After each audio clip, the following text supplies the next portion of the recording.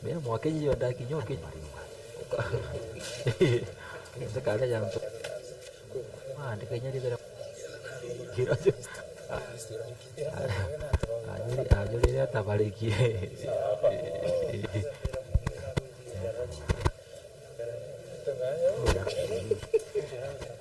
baget.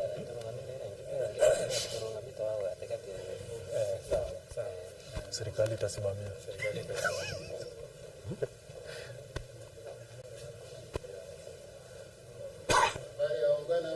Vizuri.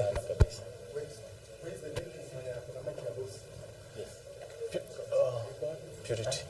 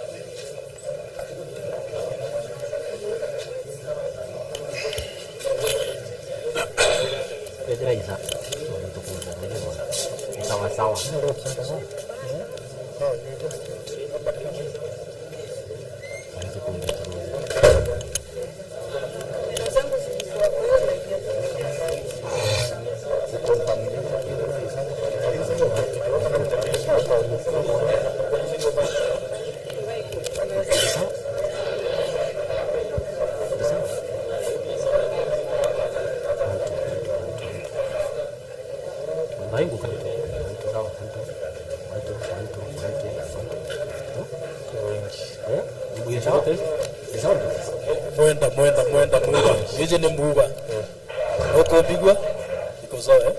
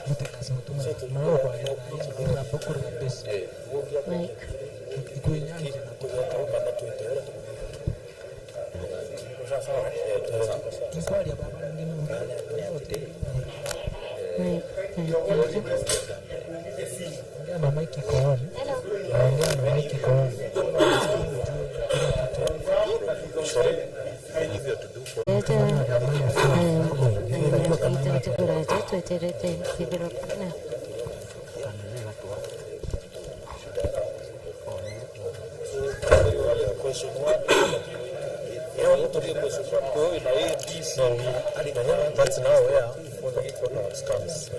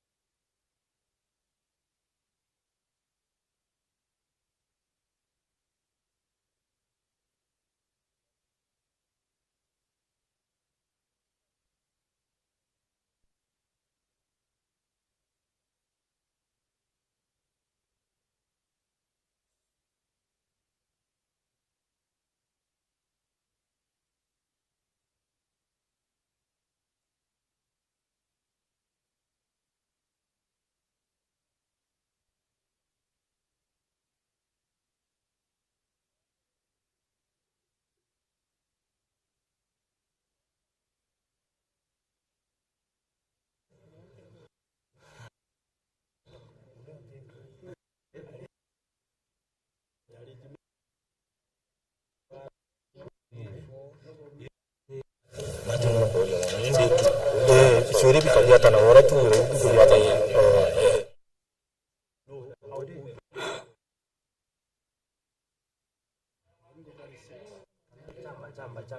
chamba. No, wacha tufuatane hivyo maswali hivyo na question. Vile tu tulikuwa tumepanga. So number 1 was Martin, number 2 was Mataura, number 3 Iwiki Orika stalled project appointment in Chamba, number 3 Chamba, number 4 Maumau Kala. Insecurity and policy done, number 5. Number 6 number 7. Security yakunikia county mediations hizo. Then agriculture Gishuru number 6. 7 Mount Kenya Unity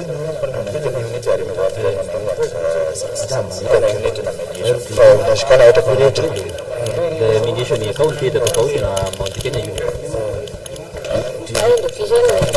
Education. Then next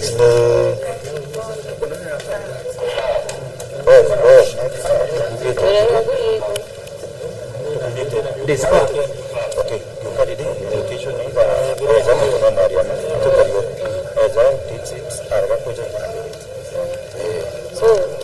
Vile mnanisikia? Mnasikia mic yangu? Let's do this. You will also ask a question education that you know education. So what do you want to ask?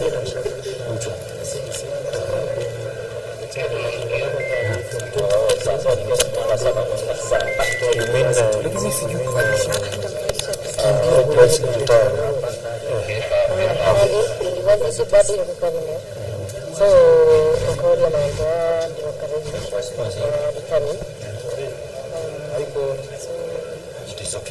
localization is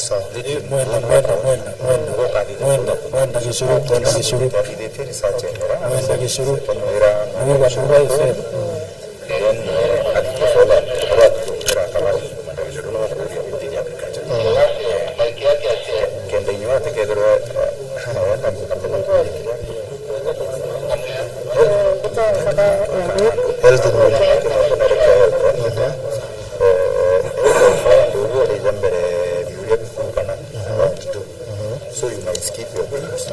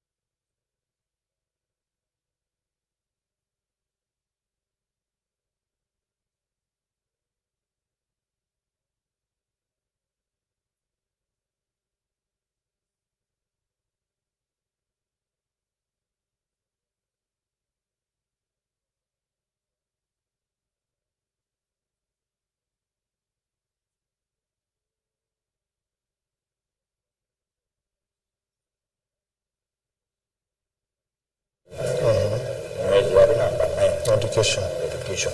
So there are two around between. So there's around two. Madu will pick whether to work any else. Lakini pia kingeu Sawa. sababu will pick politics. Not to free now from there. Whichever other position you have done. Is that so?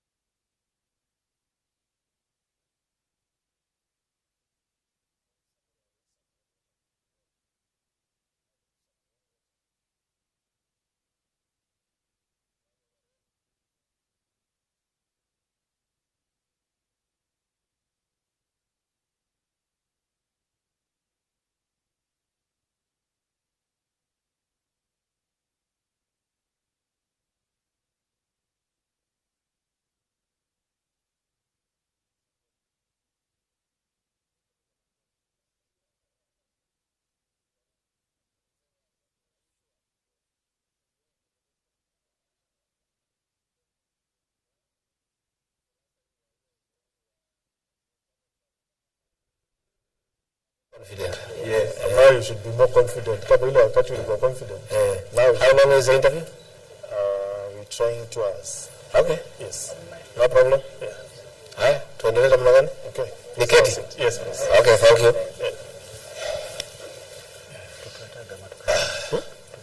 Acha nije ka. Watu wengine.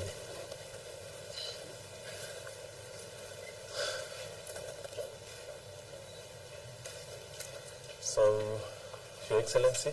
Yes. Thank you very much for this opportunity. These are some of the Meru media houses. Actually, Meru should be the second region with the most TV and radio stations in the country. Yes. My name is Martin Uchenge from Meru TV. Yes. Yes. First of all, before we start, let's all of us introduce ourselves and the stations that we represent here. Good evening, Your Excellency.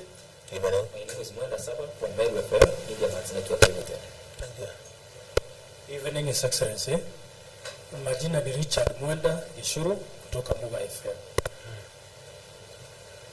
Good evening. My name is Tesu Mutuma from Baita TV. Good evening, Your Excellency. My name is Ibrahim Kanimadi, Mwanga FM. Good evening, sir. My name is Gaura Njugu from Gateway FM. Good evening, Your Excellency. Nataka Ndugu, Mwanga FM, KBC. Good evening, Your Excellency. My name is Mwanda Chamba from Red TV and Big FM. Good evening, Your Excellency. I'm Mutuma Hitikas from Mariama TV. Okay. Now, Your Excellency, we're thinking that tunaweza tumia lugha sisi tukuulize kwa Kimeru and wewe na unaweza tumia ile lugha unataka. Sio kama Kimeru utashika vizuri. Nikikosa kushika si nitauliza. Ndio. Alafu nataka nijibu na lugha gani? Kiswahili, Kizungu. Lakini kama kuna point tunataka kuongelesha watu wa Kirema, unaweza tumia lugha yetu sasa hivi. Ya Kikuyu. Kama unataka kuongelesha ndio iwashike kwa roho. A bit of Kiswahili, a bit of English, a bit of Kikuyu. Yes. Kimeru bado, my mother came from here, but when she got married in Nyeri, alitufundisha Kikuyu. Kufunza Kimeru. Lakini nitakuja hapa. Ajipanga na hiyo Meru. Make sure. Asante. Yeah. So we were planning that tukuulize kwa Kimeru because of our audience. In case hautaelewa hiyo Kimeru yetu, then we can rephrase maybe in Kiswahili. Yes. We would appreciate kama Kiswahili na itakuwa mingi other than Kizungu because of our target audience. Yes. So yeah, that's basically it. Asante. We are ready when you are. Okay.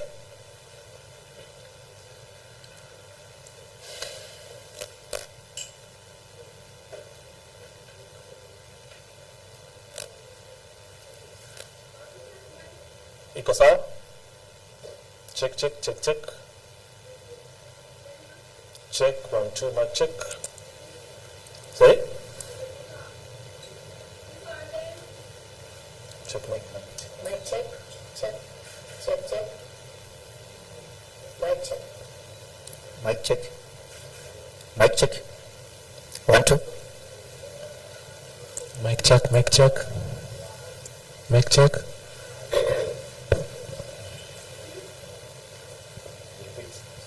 Mic check.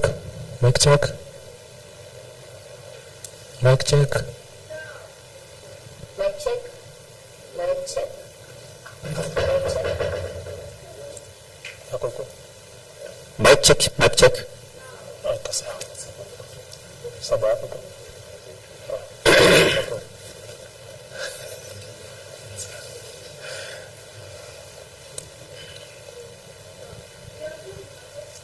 Ready when you're ready.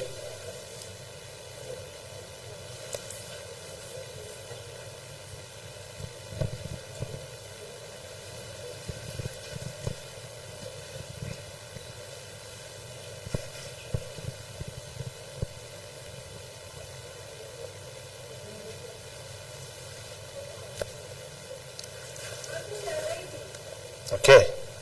Cue me.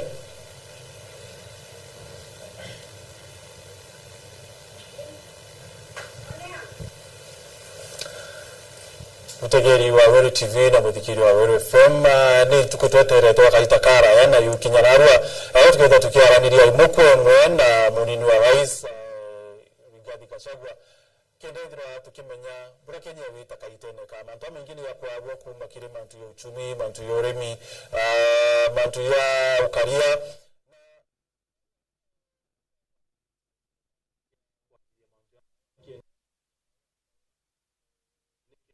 murimi wa kawa na biashara kinyaethira akigunikana kimera kike kawa kire kikora kakithirito kikina mabuna na sana kire mauri na kire urimi bwakyo yani ni mantu ya mantu ketha tukiariria tukwena arua na DP Rigathi Gachagua karibu sana Deputy President ndio sana ntoboto na kanya na arua kwa araniria na Meru na Mount Kenya yombe bakienda kumenya utongeria bwenu bwa Kenya kwanza bukariata. Thank you very much na asante na tuwakanyaka nibweka. So Deputy President unbita Martin Gichunge kuma kwa Weru Television Services mwenye ne Weru TV, Weru FM, Mutongo TV na Mutongo FM huko Ukambani. Ka baba ngikanya nikienda mtu mba kwithwa akiwa rietora bimenyithikire Deputy President na kire Amiru baraba utona na tuthikira kire tumetuonde twakimiru turi na Weru TV na Weru FM, Meru TV na Meru na Bire FM, turi na Meru TV, turi na Geto FM, turi na Mwago, turi na Baita TV na Muga. Yeah. Muga mutegeri wa Weru wanimbeta wa Mutuma Kenywa ndiye mwandiki wa Nteto kuma Mariama TV na FM. Ibega sana Your Excellency marieto jakwa mbita kwa Mwenda Nchamba mbitangu gina TV ya Meru TV na Dhiri FM na ngukaribisha sana akiri tuko ya Narwa nikenda tukomba kudira tukiaraniria mantu jaria antubeto bagukurukira kaunti ya Meru na Mount Kenya yonde.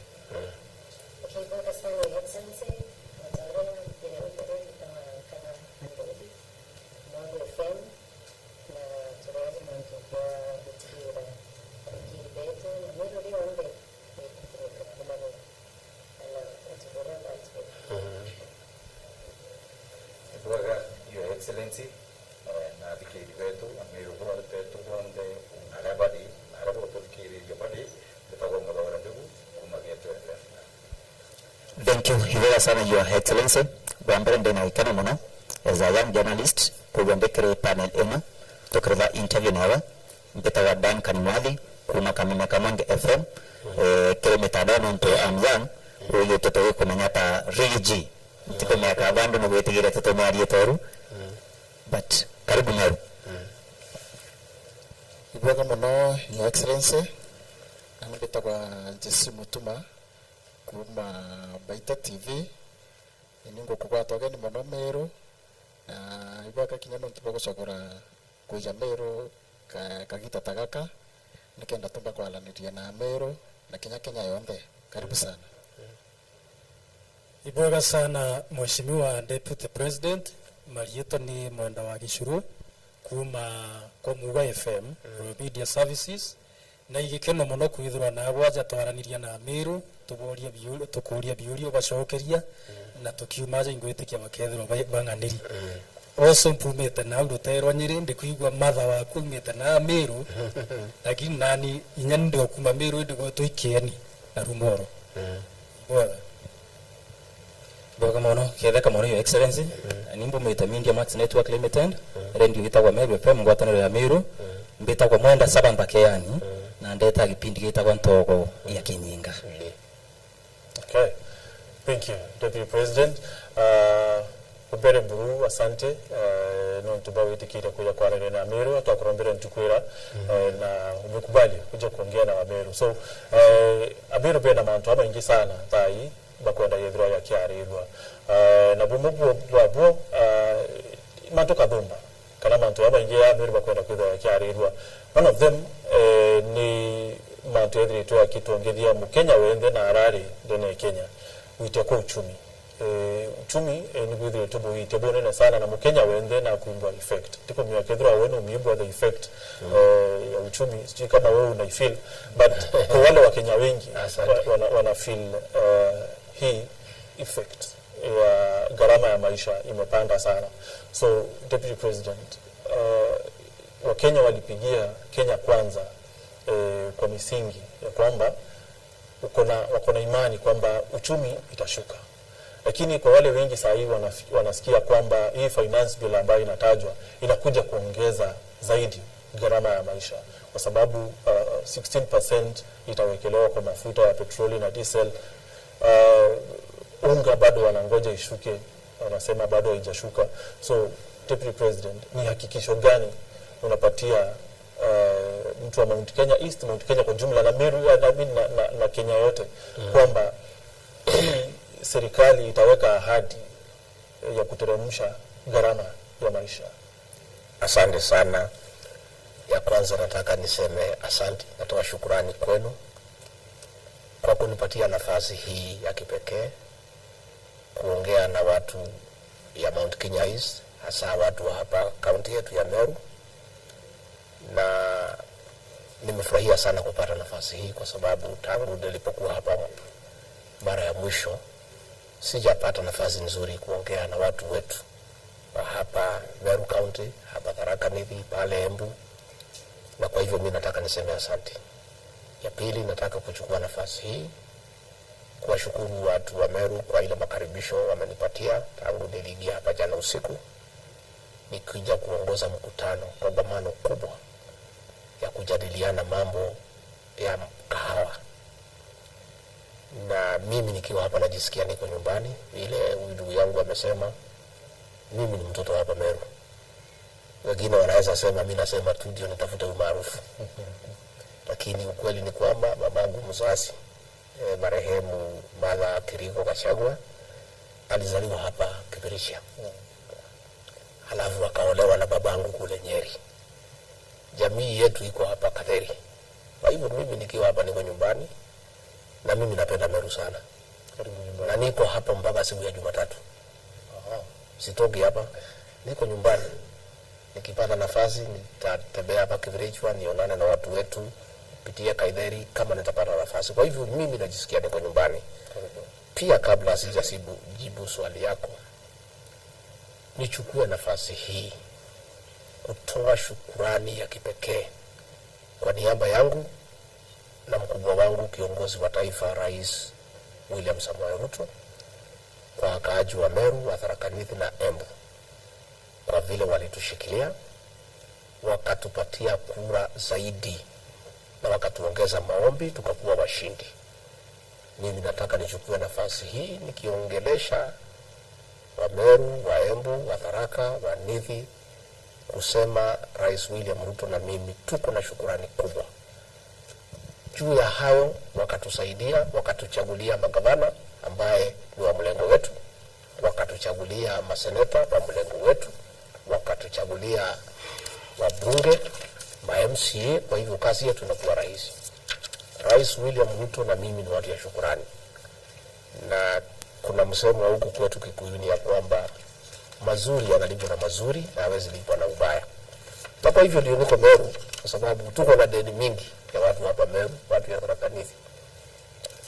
Ni kweli vile umesema gharama ya maisha iko kali sana.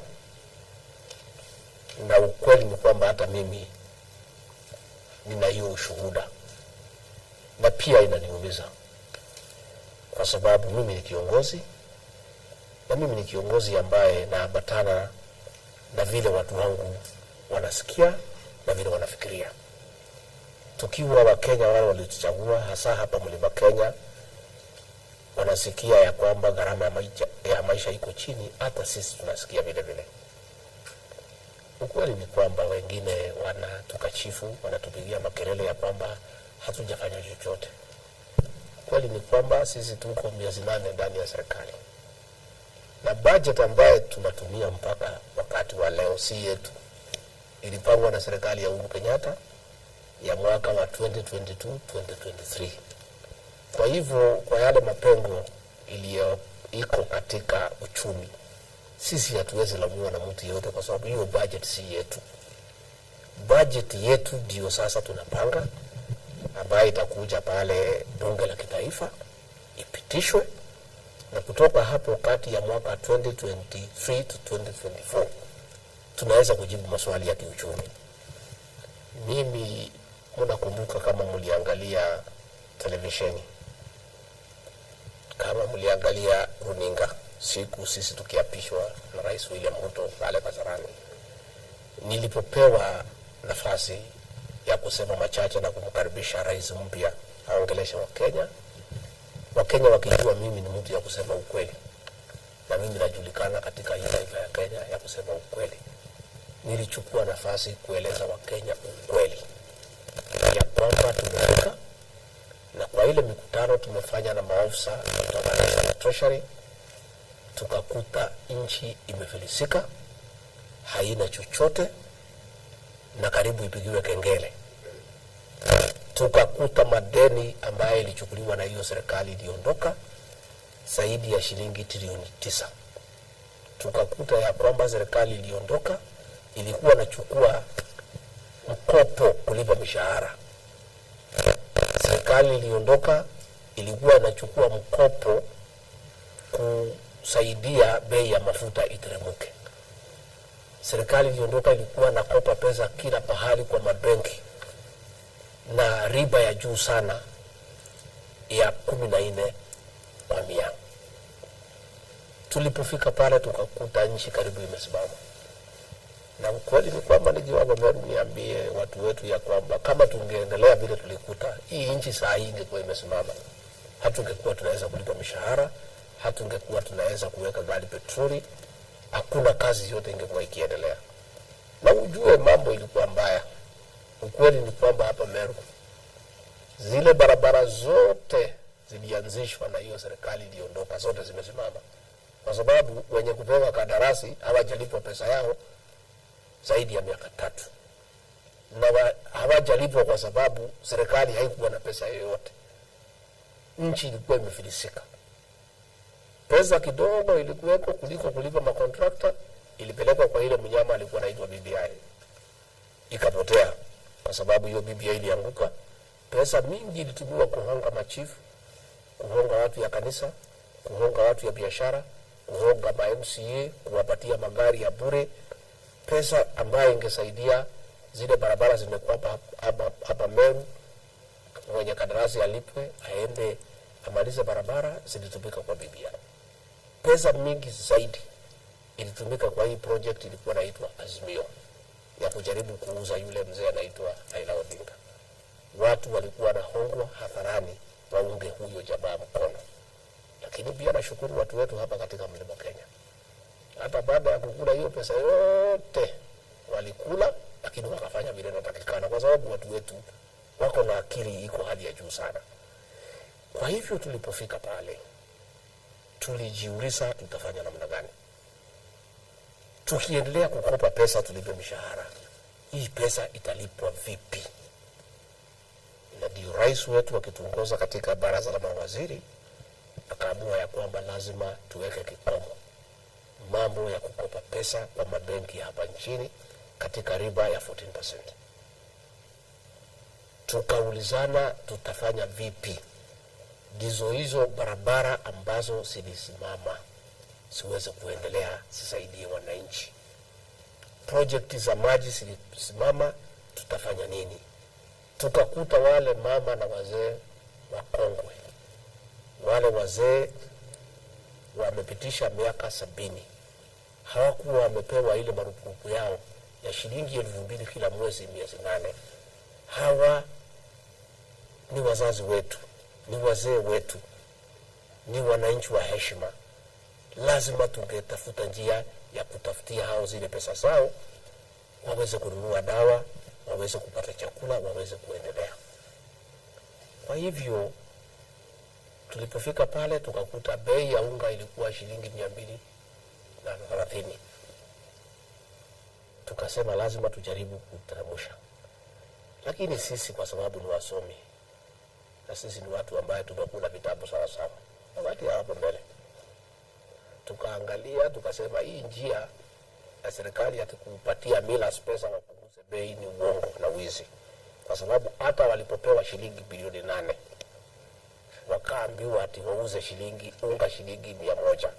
Nilizunguka hii Meru na mnajua tulikuwa na nyinyi. Na hakuna pahali nilikuta unga ya shilingi 100. Ilikuwa ni wizi mtupu. Na baada ya kulipwa hiyo shilingi bilioni 8, hao wangwana wagali wanatudai shilingi bilioni 4. Ambayo tumewaambia waende watafute hiyo pesa kwa yule ambaye aliwatuma hiyo kazi. Sisi hatuna pesa ya kuwapatia kwa sababu hatuoni kazi walifanya. Ndio sisi tulikaa chini na rais wetu na wataalamu ya kiuchumi na tukakubaliana kwa kauli moja ya kwamba njia ya kuteremsha bei ya unga ni kuongeza mazao kwa bei ya chini. Na ndio tukatenga pesa katika supplementary budget, tukanunua fertilizer na tukaweza kukatia wakulima kutoka shilingi 7,000 mpaka 3,500. Tukiingia kwa serikali, ndugu yangu, tulipata matatizo mengi sana. Tulikuta kiangazi ilikuwa kali, ndani ya miaka 40 ndio ilikuwa kali zaidi. Mvua ulikuwa umekosa kunyesha mara 4 umefuatana. Ikakuwa zile pesa kidogo zilikuwa pale, karibu bilioni 30. Tukachukua kununua chakula, kuhakikisha ya kwamba hakuna Mkenya hata mmoja atakufa. Na Rais William Ruto alinipatia hiyo kazi nisimamie, na akaniamurisha ya kwamba nihakikishe hakuna Mkenya amepoteza maisha yake. Lakini sisi ni watu ya Mungu. Sisi tuliomewa na Wakristo, na hata isipokuwa ni Mwenyezi Mungu singekuwa hapa leo. Wale jamaa walikuwa wametupangia maovu, walikuwa wametupangia mambo machafu, lakini Mwenyezi Mungu akatuonea huruma, akatuinua, akatupatia uongozi. Mwenyezi Mungu huyu alitushikilia, ametuonea huruma tena. Amesema huyu William Ruto, huyu Rigathi Gachagua nimewasaidia na sitaki waanguke. Baada ya maombi na sisi tukaomba, tumeenda karibu kaunti 31 kila Jumapili tukiombea nchi hii na kuomba Mwenyezi Mungu atupatie mvua ya kutosha.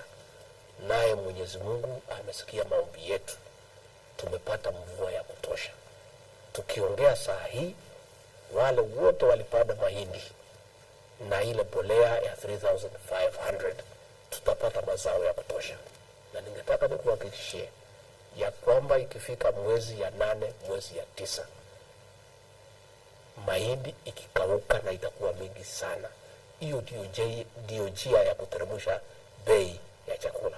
Na kwa hivyo hata tukingojea hii ya mvua, tumetoka 230, kuna pahali utakuta ni 190 kulingana na pale unanunua, kuna ingine 180, ingine 170. At least tumepunguza shilingi 40. Na ni mipango tu ya kupanga uchumi. Tunafanya importation ya mahindi, tunalete ndio bei iweze kuteremka chini kidogo. Deputy President, mimi kama mwanahabari nimezunguka supermarket za Meru, sijapata hiyo unga ya 170. But kando na hayo, kwanza kabisa mpango wenu ulikuwa upi? Kwa sababu nakumbuka nilipata nafasi ya kuongea na rais wakati wakuwa naibu wa rais. Niliongea na wewe pia kwa hili nyumba ambalo tuko hapa saa hii, na ile hakikisho moja mlinipa ni kwamba, na kuambia wa Meru ni kwamba mkishachukua uongozi haya mambo yote yatabadilika. Na nikakuuliza kama unajua hali ambayo Kenya hii iko. Ukaniambia unajua. Sasa kwa nini tena tunapata ni kama mnatupea excuse za empty coffers, kulikuwa hakuna hiki, pesa ilikuwa imekuliwa. Ile mahindi ambayo ilikuwa iagizwe kutoka nje bado haijafika kile kiwango ambacho mlikuwa mmesema. Haijafika kwa sababu kuna upungufu ya mahindi kila mahali duniani. Tumetuma Mithika Linturi pale Zambia, amekosa mahindi. Tumetuma Malawi, amekosa mahindi. Pale Brazil natoka ni mbali sana, ile gharama ya kulete itafanya ikuwe juu zaidi. Mahindi inapatikana South Africa peke yake. Na hapo South Africa iko mashindano kwa sababu watu ya Rwanda wako pale, watu ya Tanzania wako pale. Lakini wacha nikwambie, sisi tulijua mambo ni mbaya, lakini hatukujua ni mbaya hiyo kiwango. Kwa sababu ile store ilikuwa imefungwa. Na wenye kuchunga store wako pale wanasema store iko sawa sawa. Technically mlikuwa kwa serikali, kwa hivyo mlikuwa kwa serikali. Wewe unajua Rais William Ruto hakuwa anaitwa mikutano ya baraza la mawaziri, haikuwa anaitwa kwa National Security Council, alikuwa ametengwa. Kazi Rais William Ruto alikuwa amewachiwa ni ya kumlaki Uhuru Kenyatta siku ya sikukuu peke yake, na pale kwa prayer breakfast, mambo mawili, na kuchia IBEC. Aliwekwa nje kwa mambo ya serikali, akatengwa nje, akadhulumiwa, akanyimwa hata pesa ya mafuta, hakuwa anajua ni nini inaendelea. Sasa ile store ilikuwa imefungwa, imewekwa kivuli kubwa, ile inaitwa Miro. Tunaambiwa imejaa. Sisi tulikuwa tunafikiria iko nusu kwa sababu tulikuwa na tashwishi. Kwenda kufungua sasa, tumepatiwa funguo kufungua kuingia ndani. Store hakuna, hata panya hakuna, sababu hakuna kitu ya kukula. Hiyo ndio ukweli.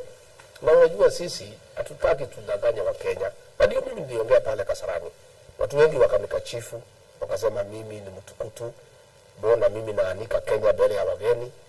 Lakini ni Mungu niwaambia wa Kenya ukweli. Kama singesema siku hiyo hangetuamini. Nilisema siku ya kwanza kama nimekula kiapo. Nimeshika Biblia niambia wa Kenya vile tumekuta. Lakini nataka kupatia wa Kenya imani. Mambo inabadilika polepole na mambo itakuwa sawa. Na sijui ni supermarket gani umeenda, nitachukua nafasi kesho niingie 1, 2, 3 ndio pia nijione. Lakini mimi najua Nairobi pahali nimetumana, nimenunua unga at 158, pahali ingine nimenunua at 173, pahali ingine nimenunua at 188. Lakini kama hapa Meru will find out, just in case tujue nini inaendelea. Kwa sababu sisi tulikuta ikiwa 230, na mimi najua hapa naiko 230, but I can tell you that one I'm sure it is not a 230, it is not a 220, it is not a 210, but I'm sure. Sisi tumelete finance bill pale bungeni. Mambo ni mawili. Hizi barabara zimesimama Meru. Njia ya kuzianzisha ziendelee ni kulipa wenye kandarasi. Pesa itatoka wapi? Mambo ni mawili. Tuende kwa benki tukope, tuwalipe. Siku ya kulipa ikifika, hatuwezi kopa kwa mwingine tulipe wale tulichukua kwanza. Sababu hiyo serikali ndio ilikuwa inafanya. Ilikuwa inakopa kwa benki hapa, inalipa ya ng'ambo. Akikopa banki hii, ikifika siku ya kudaiwa, anachukua kwa benki nyingine, analipa huyu. Sasa hiyo ni mviringo. Ingekuwa namna hiyo benki zote sikuwe na deni, tusimame. Kwa sisi tunajiuliza kama tuko na deni ya 9.something trillion. Debt ceiling yetu ni trilioni 10. Tukienda tukope pesa, tulipe hawa wenye kandarasi warudi kwa kazi. Tukope pesa tulipe mishahara. Tukope pesa tuweke magari mafuta. Tukope pesa tupatie akina mama wale ambao wanastahili kusaidiwa, wale wakongwe. Tukope pesa ya kufanya kila kitu. Hii pesa tutalipa na nini? Iko njia mbili ya kutafuta pesa. Tukope bila kujua tutalipa namna gani. Ama tufanye vile sheria inasema, tuchukue kodi kwa wale ambao wanatakiwa wapeane. Ndio hii finance bill tumeleta. Na hiyo finance bill, wale watu ya upinzani wanaongea tu yale maneno ambayo wanafikiria inaweza kuumiza watu. Ile mazuri iliko kwa hiyo finance bill hawaongei. Hapa kwa hiyo finance bill tumetoa VAT kwa mambo ya majani chai.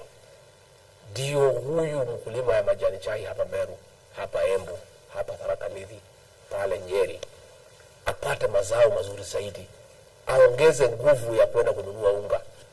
Hapo tumetoa kodi ya VAT ya mambo ya kahawa. Pale tumetoa mambo ya gas.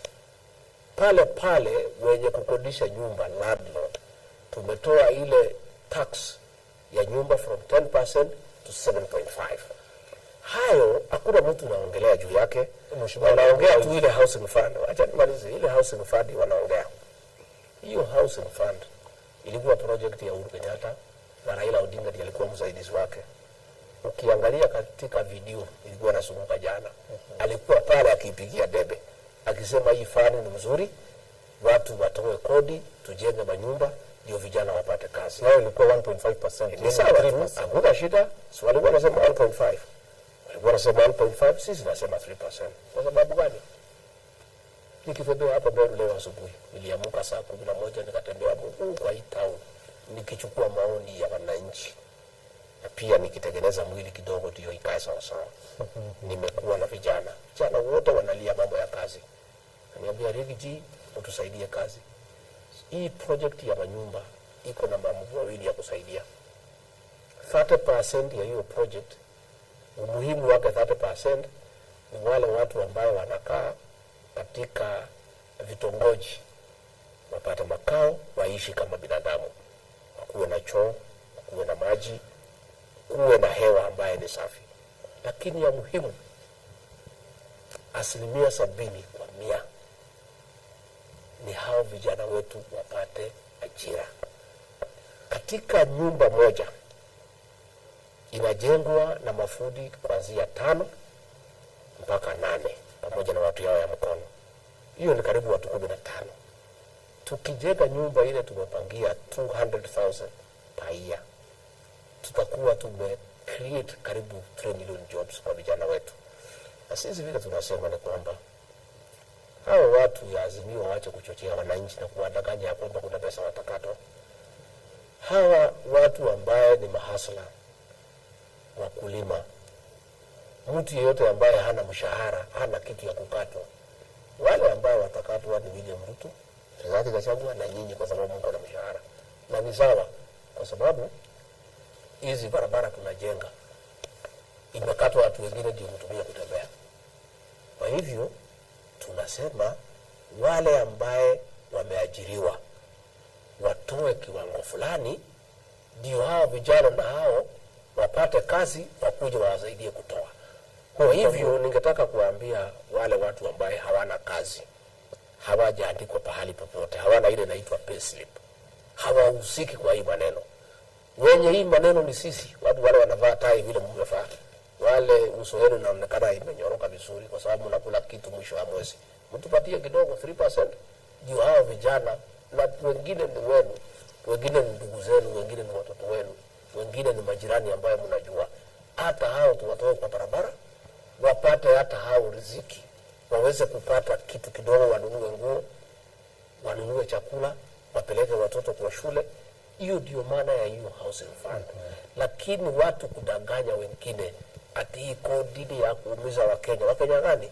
Wale wameajiriwa, wale wako na payslip ni watu chini ya milioni 1. Lakini usaidizi ni ya watu milioni 50. Fair enough, Deputy President. Lakini ndio nipatie mwenzangu hapa pia nafasi ya ulize swali lake.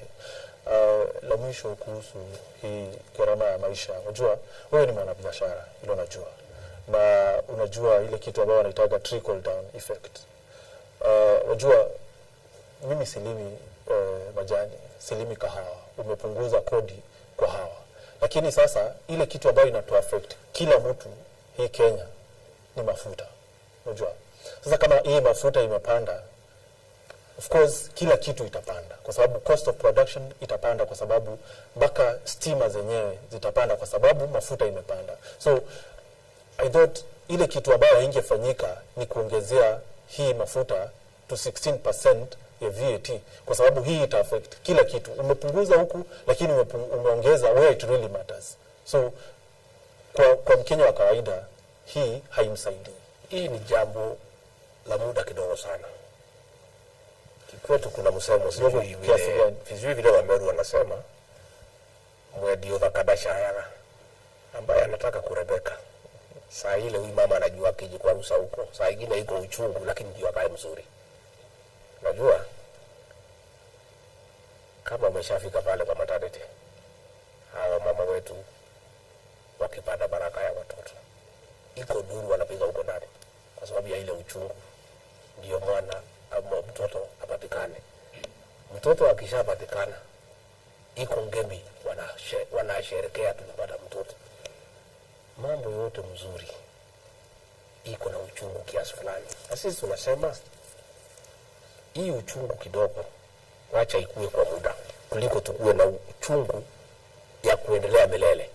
Kwa sababu wacha nikwambie, na mimi ningetaka kuuliza hii watu wanapiga kelele Azimio. Si watupatie mpango mwingine, watuambie basi hii wafanyikazi yote mtalipa vipi? Hii barabara mnauliza contractor arudi, tutalipa namna gani? Hiyo ndio tukataka kusikia.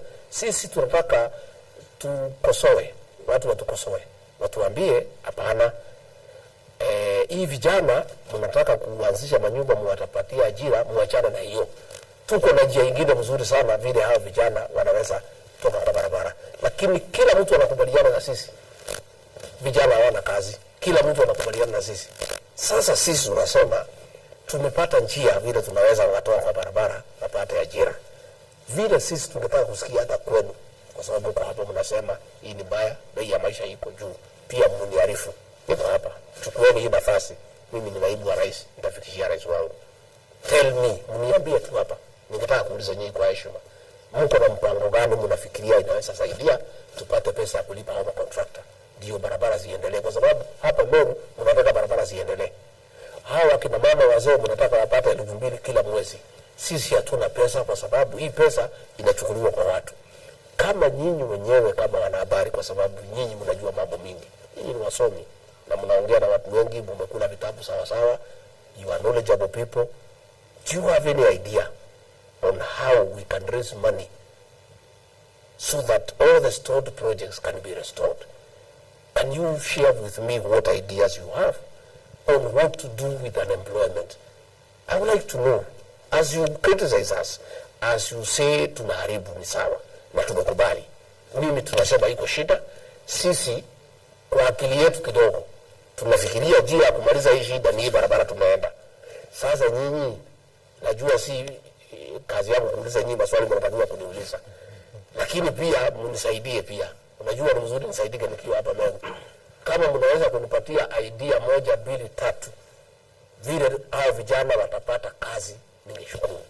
Kama mnaweza kunipatia idea 1, 2, 3 vile tunaweza lipa hii makontrakta warudi kwa barabara wamalize, mniambie.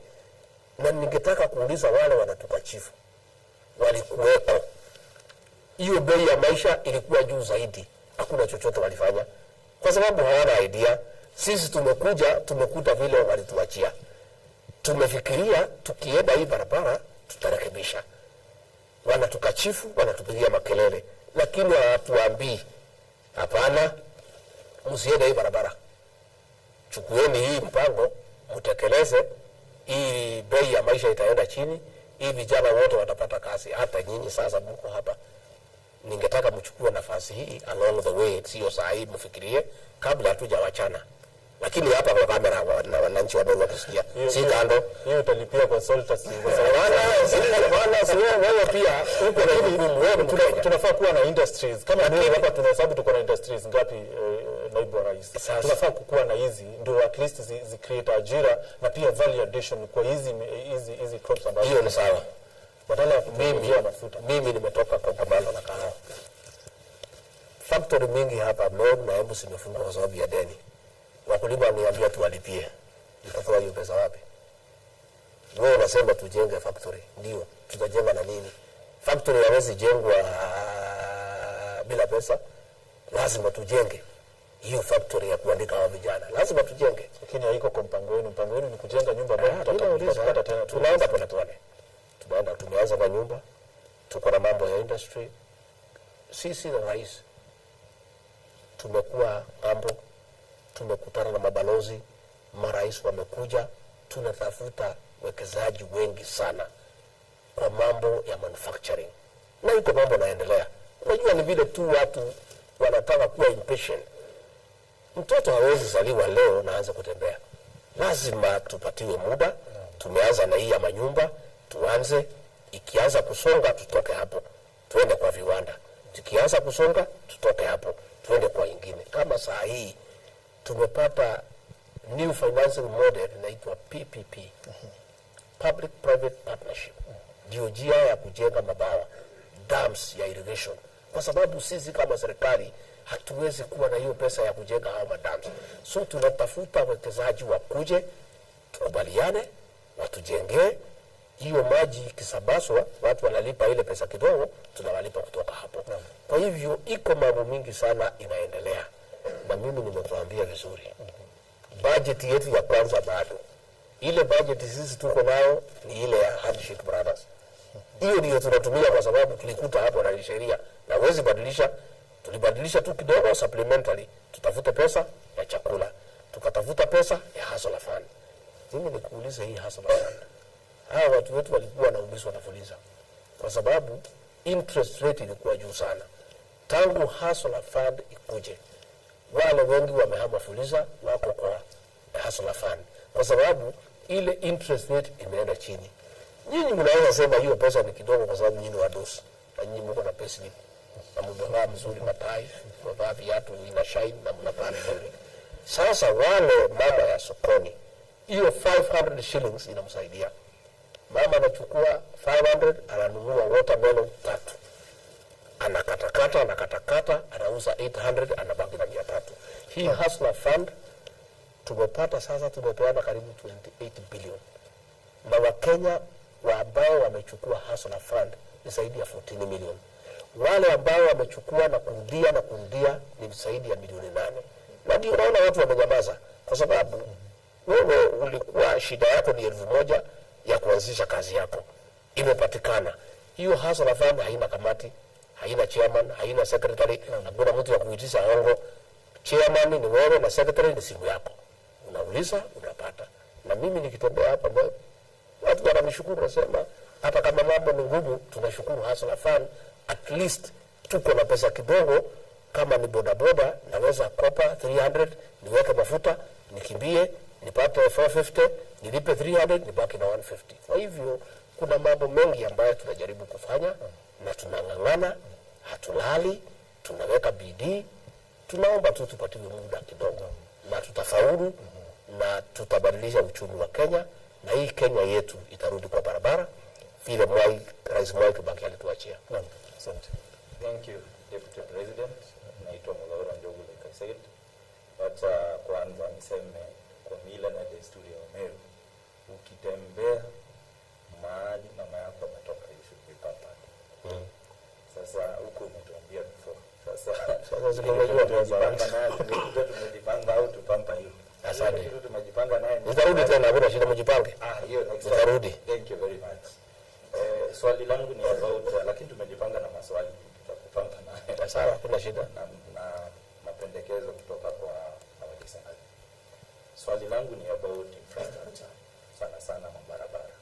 Na nimeshukuru sana. Nilikuwa nimejipanga vile nitakupatia mashida hiyo mabarabara yote but nimesikia unaijua. Tunashukuru. Umetuambia shida iko wapi ya pesa. Nataka niulize yote ndio najua wewe ni mtu chap tutachukua yote mara moja. Kwanza zimekuwa na sababu hakuna pesa. Tuulize ile mpango mko nayo sasa ya kupata hiyo pesa, na hiyo mpango niulize vile vijana wanauliza mnaona itaingiana lini? Boy bumwe kama ulivyoongea Kimeru, barabara yetu ureikari bombere matoelelo barabara kwa mau Kenya Meru bali gani? Wewe ni mtoto wa mama ujia Meru beta muitone bakela ni bana mu antuba mu ngojo giku na bayambu bakara bari mama ikali leo ne tuelele barabara ijiri tatu one in Meru County, one in Tharaka County ya ndapo kwa wote. So tunataka kuuliza kama kuna mpango hii serikali ya kutengeneza hizo barabara. Ndio. Dual carriage. Ndio ikikuja ikapita ile ya Nyeri mpaka Marua.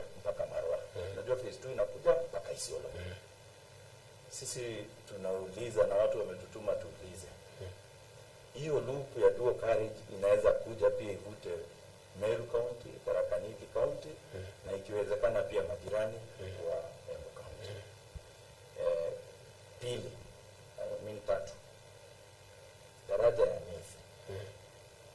Ilikuwa campaign promise ya serikali ya Kenya. Actually, kwa wita Meri etantata. Ikadwa kwa sisi. Meri kwa zile etantatu His Excellency the President Nigeria Tharaka Nithi Maromba. Na au watu mama engineer walikuja na wakapima. Tungetaka kujua hiyo mpango umefika sisi wote tunapitia hapo tukienda Nairobi, even Meru County. Asante. By when? Wacha nijibu hiyo matatu nisisahau. Mimi ni mzee kidogo. Ya kwanza nilikueleza. Barabara zote zilianzishwa na pesa ya deni. Wale ambao walitupatia deni kwa ile serikali iliyopita walipoona deni imezidi wakakata deni. Barabara zikasimama. Tuko na deni ya barabara ya shilingi bilioni 900. 900 billion hiyo deni yetu. Tumetafuta kama 154 billion. Ambaye sasa ndio mpango unaendelea. Tunaita contractor, tunasikizana, tukikupatia hii utarudi kwa barabara. Na hiyo mpango imeanza. Na hapa Meru mtaanza kuona hivi karibuni. Hao contractor watarudi kwa site na wataanza. Ndio sisi tumesema hii barabara zinatakikana. Hii pesa ya kujenga hii barabara itatoka kwa barabara. Kwa sababu tutatoa wapi? Nyinyi mnauliza barabara mko hapa. Sisi tukisema tuweke mafuta 16% ndio tupate pesa ya kumaliza hizi barabara, mnatupigia kelele. Mnatupigia kelele, barabara zimesimama. Tukitafuta njia vile tutapata pesa ya kumaliza, mnapiga kelele. Mnatakaje? Mnataka tufanye nini sasa? Kwa sababu sisi tumepata suluhisho. Sisi tunasema ya kwamba tukipitisha finance bill tupate hiyo increase ya 8%, tutapata pesa ya kumaliza hizi barabara na zitaendelea vizuri. Number 2, tuliahidi barabara za Mau. Ni kweli watu ya Meru hapa tulikuwa na General Mariama, General Baimunge, wale ambao walikuwa na wazazi wetu pale kwa msitu. Na nimesikia hii watu wa huko Ziwa la Victoria wakiongea mambo ya Mau. Mau mabaya hawezi elewa. Hawana habari. Si wanadanganywa na wale watu wanakuwa na hawa chache mambo ya Mau. Sisi tukipigania uhuru walikuwa wanasoma mambo. Wazazi hao walikuwa wanasoma mambo. Wengine walikuwa Ulaya wakaomba kama wazungu. Tukingangana. Hizo barabara za Mau tuliahidi. Lakini mpango wetu ni hii kwa sababu sisi ni wasomi. Na hata kama si werevu sana tunajua kitu kidogo. Hakuna haja tuanze barabara mpya na hatujamaliza ile ambayo ilikuwa imeanza. Kwa hivyo mpango wetu uko namna huu. Tukishamaliza zile ambazo zilikuwa zimeanzisha, sasa ndio tutaingia kwa hizo barabara tuliahidi za Mau. Barabara ya dual carriage ya kutoka Keno mpaka Marua inaendelea, iko na pesa ya ADB. Alafu iko mpango hiyo barabara isonge mpaka Isiolo. Mpango ulikuweko wa barabara mbili. Moja kutoka Keno ingia hapo ipitie Marago, itokee Murang'a mpaka Sagana ishikane na ile ingine. Ile mpango ingine ni kutoka Makutano ipitie Ruvani kuja mpaka Samson Kona, iende mpaka PI, itoke hapo ikuje mpaka Nyenjes, ipite pale Thushi kuja mpaka Nithi Bridge, itermuke ipite Tharaka Nithi, ikuje mpaka hapa Meru, isunguke mpaka junction ya Isiolo ishikane na ile ingine. Sasa majadiliano iko kati yetu na ADB ya kwamba tuwakubalie tumalize ile ya kutoka Keno mpaka Marua. Ndio sasa tuingie negotiation ya phase 2 ya kwamba tunataka hii loop ya kuingia Makutano mpaka Isiolo junction, na ile ya kutoka Marua mpaka Isiolo, na ile kutoka Keno mpaka Sagana. Kwa hivyo hiyo mpango unaendelea. Ya mwisho ni mambo ya Nithi Bridge. Ni kweli hii Nithi Bridge ni tatizo kubwa kwa watu wetu. Tumepoteza maisha, watu wengi sana wamekufa hapo, na wale mainjinia walifanya hiyo kazi hawakufanya kazi nzuri. Tulipokuwa pale Tharaka Nithi na kiongozi wetu wa taifa Rais William Ruto aliahidi ya kwamba atatuma mainjinia waangalie, na wakakuja. Na pale iko matatizo kubwa sana mambo ya design. Na sisi tumesema afadhali tuchelewe but we get it right for the last time. Because tukikimbilia, kwa sababu ile corners iko hapa Meru ni challenge kubwa kwa mambo ya design ya barabara. Lakini lakini ni vile tu Mungu aliumba hii dunia na ni dunia mzuri. Sasa wale maengineer wamekuja, wamepima na wanaendelea kujadiliana na hawajatoa design ambaye itasuluhisha hilo tabu once and for all. So tunaomba muda tu kidogo, kwa sababu commitment is there. Lazima hiyo daraja tuibadilishe. Hatuwezi kubali watu wetu waendelee kumalizikia hapo, lakini lazima wale wahandisi tuwapatie nafasi wajadiliane. Wakikwama hapa, watafuta usaidizi kutoka nje, kwa sababu kupima kwangu naona kama wanakwama. Kwa sababu kabla nikuja nimeuliza Murkomen, because nilijua hiyo swali itakuweko. Hata mimi inanitatiza kwa sababu tumehuzunika sana kwa zile vifo ambazo zimetokea pale. Kwa hivyo ningetaka kuhakikishia watu wale wanatumia Nithi Bridge, wale wote wanatoka Nairobi wakija Meru, ya kwamba kila kitu inafanywa, wahandisi wanaendelea kujadiliana mpaka watoe design ambaye haitaleta maafa na ambaye itawezekana. Kwa hivyo ile tunaomba tu ni muda kidogo ndio tuweze kupata ile design ambayo inastahili. Mheshimiwa Naibu Rais, umesema mkipata pesa zile barabara zinakwama. Kitambo ya kuritibu ngube. Tuende tuwera neuri your own projection as a government. No, imeanza. Hiyo mpango ile kitu imefanya tuchelewe kidogo. Yes. Ni wale wenye kandarasi. Yes. Unajua wengine si watu wazuri sana. Ukiwapatia bila maagano, wanaendelea kuendelea na mambo yao na warudi kwa site. Sasa tunataka tunaagana. Tukikupatia milioni 50, maybe deni yako ni milioni 200. Kuna milioni 50 tunataka tukupatie. Lakini tunataka hakikisho tukupatia 50, utarudi kwa site usukume kilomita 3, kilomita 4. Kabla umalize tutafuta ingine 50 tukupatie. So ile kazi inaendelea saa hii ni negotiation kati ya serikali na wale contractors. Na pahali ambaye tumeelewana kama pale Nyandarua, ziko barabara tayari wamerudi kwa sababu tumeelewana. Wale wako hapa Meru tuna matatizo kidogo na hawa. Na wengine kusema ukweli tunaona tu hatuwezi elewana. Na wale ambao hatuwezi elewana, njia tu ni moja, ni kuwaondoa tulete wengine. Kwa hivyo tunaomba subira kidogo, hiyo naendelea. Na hivi karibuni, in the next 2 to 3 months, mimi na rais tutakuwa tukirudi hapa sasa kuja kukagua ile kazi ambayo inaendelea. Kwa hivyo ningetaka kutoa hiyo hakikisho ya kwamba tumetafuta njia. Lakini tunaomba watu hapa kwetu Mount Kenya East waongee na viongozi wao, watupitishie finance bill, tuweze kuchukua kodi, tuweze kuchukua hii, ndio tuweze kusukuma hii kazi, ndio wapate barabara, wapate maji, wapate stima. Naibu Rais, don't you think mna overpromise? Baka hizi promises zinakaa mingi. Baka Mkenya anashindwa gani ndio itaanza kwanza. So do you think yote kama serikali mna overpromise? Hatuwezi wacha hizi barabara ambaye zimetumia pesa asibaki. Wacha tuchukue pesa kwa wale wako nazo tuzimalize. Na hiyo tutafanya. Hiyo ni ahadi, lazima tumalize. Nithi Bridge lazima tufanye. Hiyo si ahadi. Once design imetokea ile ambayo inatakikana tutafanya. Mambo ya fertilizer tayari tumefanya. Mambo ya wazee tayari tumewapatia pesa yao.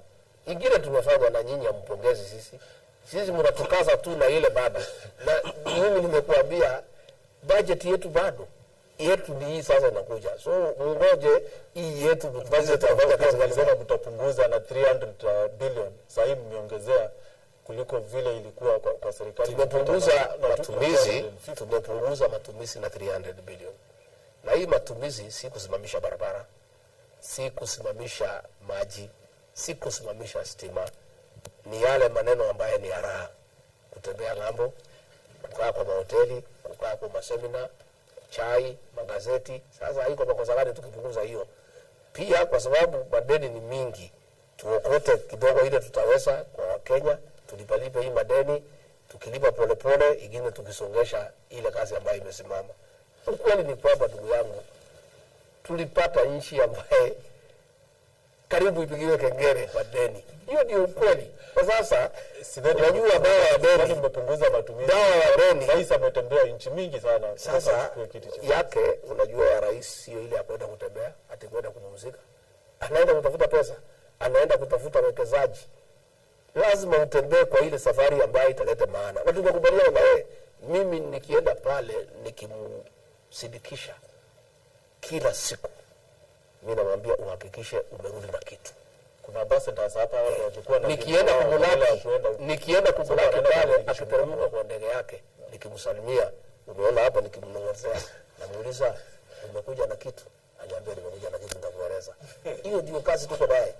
Mimi mwenyewe nimeona juzi watu wakisema wa Kenya, naona juzi watu kwa magazeti wakisema huyu Rigathi Gachagua kazi yake ya kutembea imechukuliwa na Musalia ndiye anaenda Nigeria, Musalia ndiye anaenda wapi, huyu sasa amepewa kazi ya pombe na banki, na hii kazi ya rejareja ambayo haina maana. Wacha nikwambie, mimi ile safari nitatembea hapo ni ile nitaenda na kurudi kitu. Hii ya kwenda tu atakuona rais mpya anaapishwa, mimi nitarudi na nini? Mimi sina haja. Mimi nimemwambia rais, tafadhali mkubwa wangu, nakuomba tafadhali, wacha mimi niwaone na hii mambo ya pombe. Kwa sababu na banki, nikimaliza hii pombe na banki, tukiuda kahawa vile tumekubaliana, hao vijana watakuwa tayari kwenda kufanya kazi. Tukileta hii housing program, hao vijana watakuwa wametoka kwa pombe, watakuwa na kazi ya kufanya. Lazima hata sisi tukiokota ushuru kutafutia hao vijana ajira, lazima tuwatayarishe kuwa tayari kufanya kazi, na lazima tuwatoe kwa pombe. Kwa hivyo ningetaka kuambia watu ya social media, gazeti, ati wanasema ati mimi nimepewa kazi ya kupigana na pombe na bangi. Hiyo ndio kazi muhimu katika Kenya hii. Kwa maoni yangu, hiyo kazi ina shida kuona ngambo mara 20. Kwa sababu hao ni watoto wetu.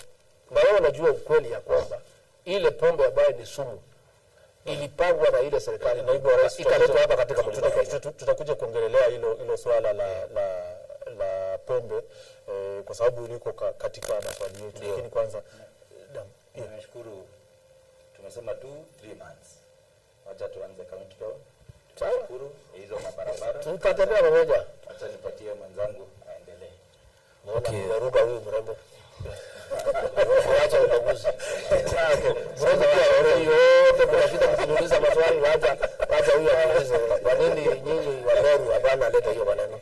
Wacha tukuwe na gender balance. Sasa nyinyi wanaume yote mmeweka tu mama moja. Tumemwekea mahali very special. Hapana, mungeongeza mama wawili pande hii, mungekuwa you are 8, mungekuwa 4. Okay. Ama in the worst case scenario 3-5. Next time we promise, kwa sababu najua utakuja tena mimi. No, hii hapana, hii picha hapana mzuri. Hii hapana. It is not right.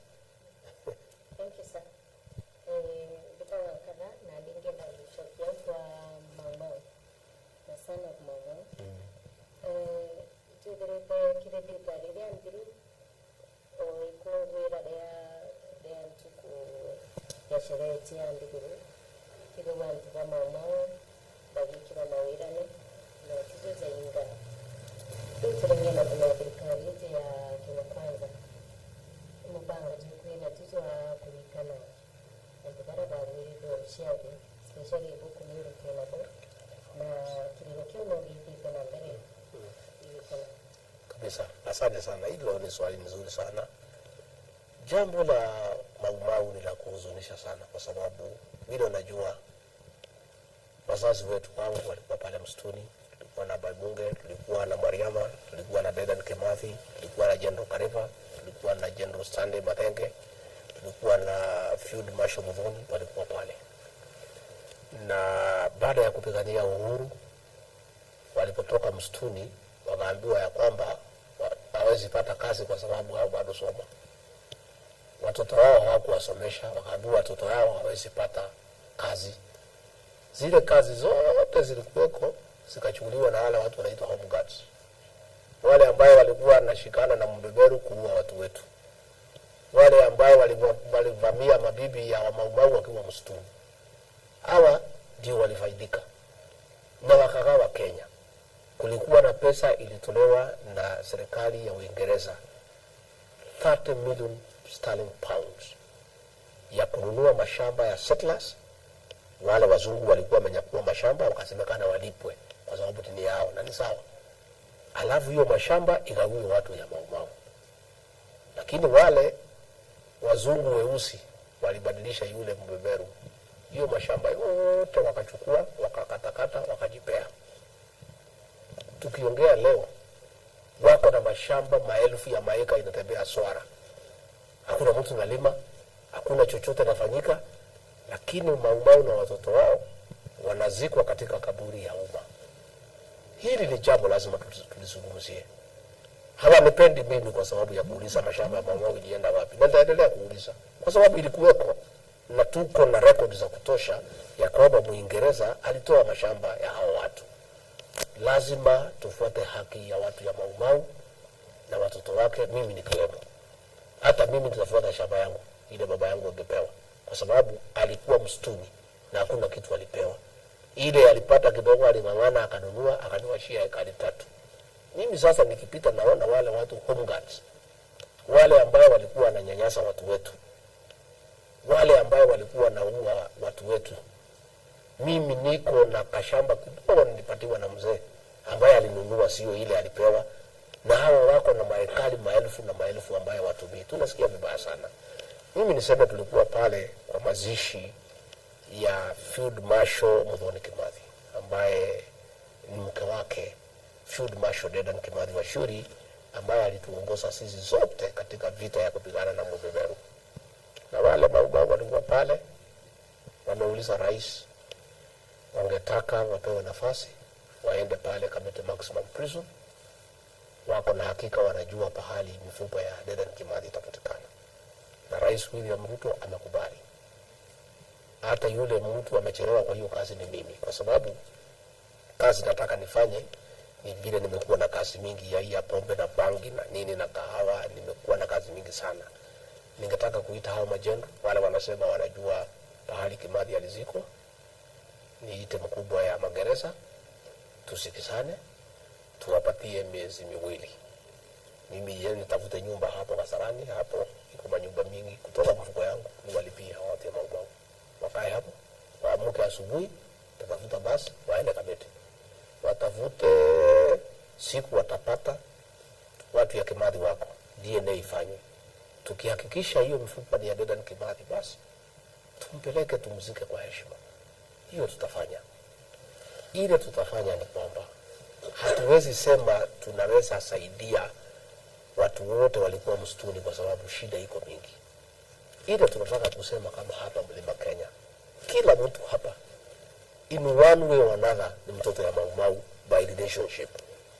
Na njia ya kusota utii maneno ya Mau ni hii tuko naye. Tukuje tutengeneze kahawa, watu wapate malipo ya maana, wajifanyie kazi yao. Tutakuwa tumeangalia watoto ya Mau. Tukuje tuanze housing. Hao watoto, grandchildren, great grandchildren of the Mau wapate kazi waende wafanye. To me, that is a solution to deal with the Mau issue, is to make sure the descendants of our freedom fighters are empowered economically, they have gainful employment. But to say we can sort out individual cases, it may be very difficult. Because time has moved on, they have multiplied into millions. If they were sorted wakati ya 1963, hiyo maneno ingeisha. Sasa we are in the 4th generation. Sasa mimi ni mtoto wa Hashim Gachagua Rigathi na Martha Kirigo, mtoto wa Mau. Niko na watoto wangu. Sasa pia hii watoto wangu wanadai haki yao. Mimi nadai. Mzee wangu kabla hajafariki alikuwa anadai. Kwa hivyo njia ya kusota utii maneno ya watoto wa Mau na Mau wenyewe ni kujaribu kuinua uchumi, ni kujaribu kufanya empowerment, wakuwe self-sustaining, tuinue hali yao ya maisha, tuboreshe kilimo, tupanue biashara, wapate riziki, waishi kwa maisha ya heshima. Nimeshukuru umesema watoto wa Dedan Kimathi wako. Dedan Kimathi aliongoza Mau mpaka akashikwa 1956. Kutoka 1956 mpaka 1960 wakati tulipata internal rule, self-internal rule, kiongozi wa Mau alikuwa anaitwa Field Marshal Muyama kutoka hapa Meru. Kidogo ukazingatia bogo kedra kinyaki history kanya kawape ya jabogo. Mzee wewe leo ukidoganilia Dedan Kimathi, ukidoganilia Field Marshal Muyama lakenda Your Excellency umba kuchokeria bwega kwimi miunda ya yirwe ya Mau ira uga kuri antu bajukire miunda ya antu ba Mau no rajukirie na ile igachokwa kiri antu ba Mau ora hapo kwa no ile sio unajua sasa wewe unataka nijibu sisi hatujui unajua sisi hatujui unajua lakini mambo ya General Mariama ningetaka mnisaidie pia nipate wale lineage yake nione vile mimi pia naweza kuwasaidia kwa sababu ni kweli Kimathi amewekwa juu sana. Thank you. That is true. Na General Mariama, General Baibunge wako hapo. So wacha tuongee na nyinyi na viongozi hapa. At least hawa general wawili kama tunaweza pata connection ya the descendants, we can see what we can do to appreciate the role ambaye hao majenero wawili walifanya. Na wengine tutaendelea in a small way, at least for me nikiwa mtoto wa Mau. Na hivi karibuni nitawalika wale majenero kwa sababu siwezi alika kila mtu, itakuwa mkutano mkubwa sana. But at least I can start with the ranks, the highest rank kwa Mau, to answer na field marshals, tukuje general, lieutenant general, major, mpaka labda captain. Sasa kwanza tuongee na hawa. Hata kama siwapatii chochote, kuwapatia ile audience na recognition is one of the ways to reward their sacrifice. Kuwatambua. And where there are issues, probably we can do that are doable, tutajaribu kufanya. Na ndio nawaambia wale watu ya huko Ziwa la Victoria wacha na mambo ya Mau. Hawezi elewa. Mambo ya Mau ni mambo ya siri. Hawezi jua, they have no idea what the whole Mau thing was all about. When our people were fighting for independence in Mount Kenya Forest and Abadeas, they were having a nice time. Their fathers were big people. They had taken them to education in abroad. And now they are here pretending to be experts on the Mau struggle. Nilisikia mwingine akisema tutuseme service number yetu ni gani. Kwa no number za Mau. Hawezi jua namba ya Mau ilikuwa iko code siri ambayo hatuwezi hata ongea juu yake. Tulikula kiapo, we are bound by that oath. Nisikia mzee mwingine amepotea anasema atisema service number hapa ilikuwa anafikiria Mau ni jeshi yetu ama hii polisi ya kawaida. Kwa sababu he has no idea.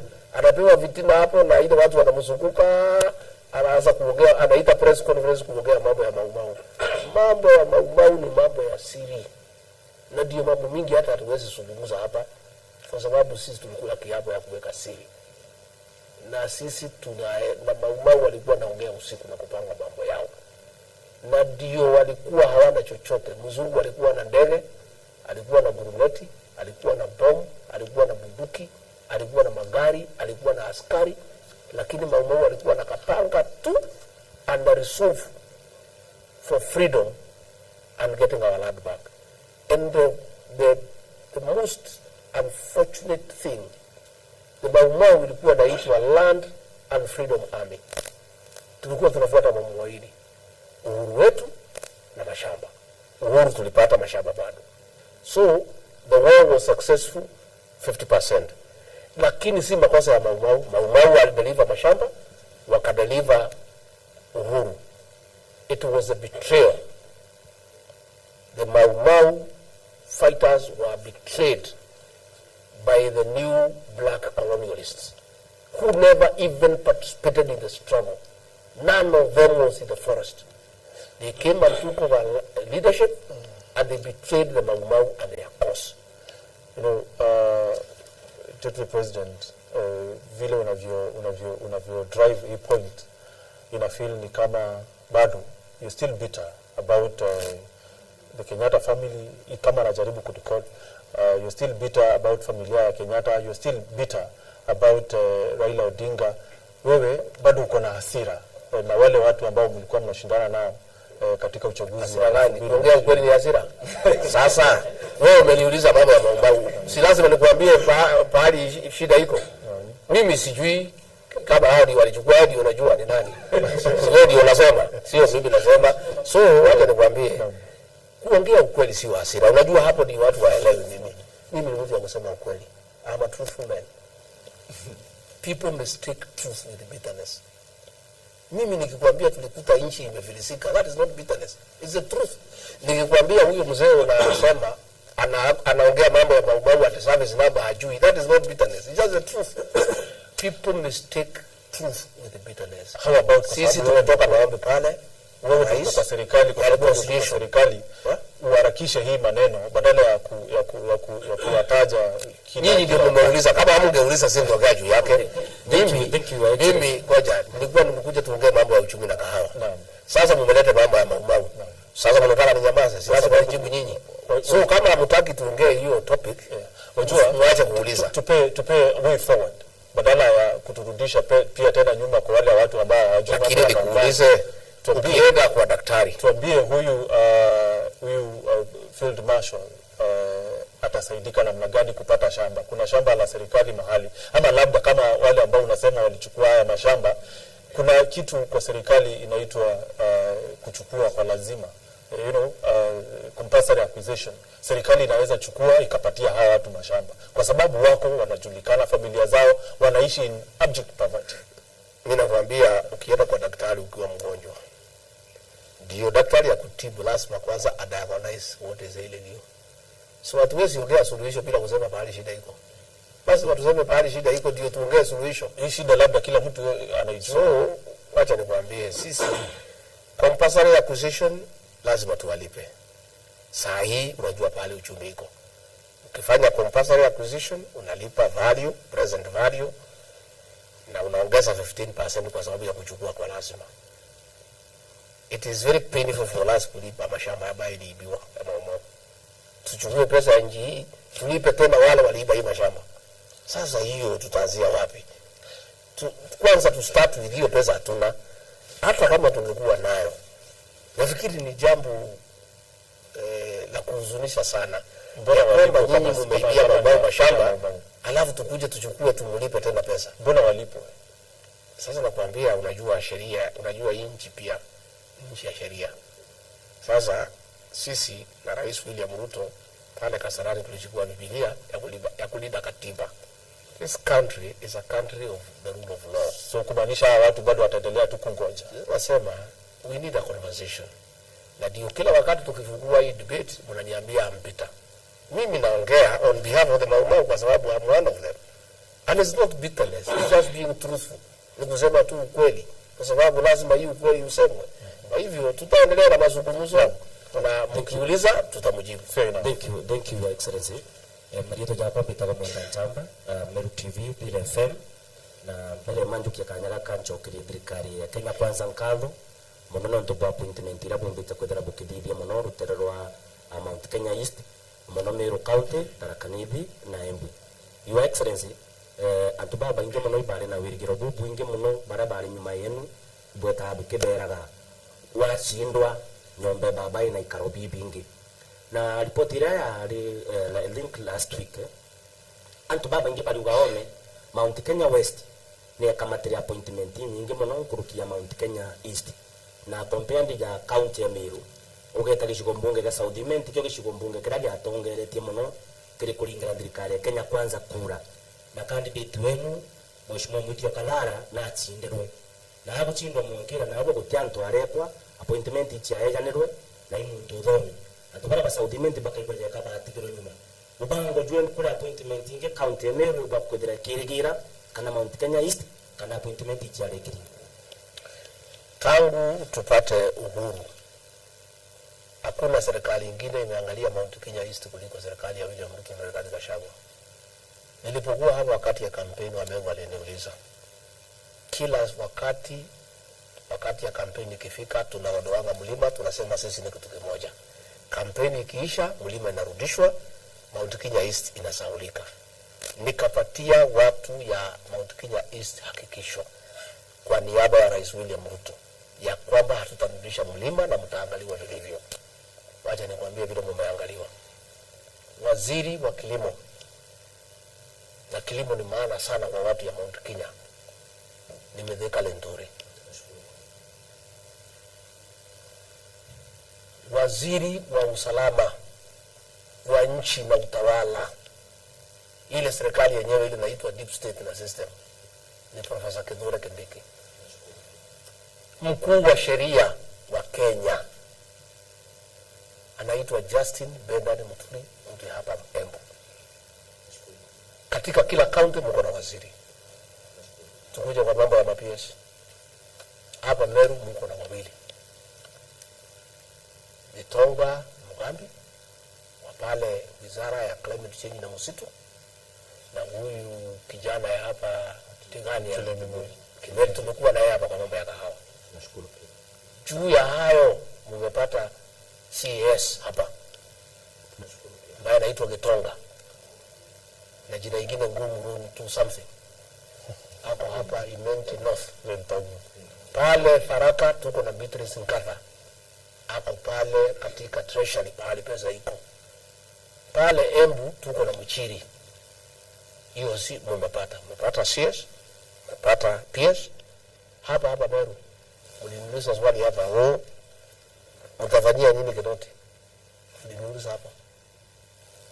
Mtafuta yeye kazi. Nikamuuliza kwani yeye ndiye Meru peke yake?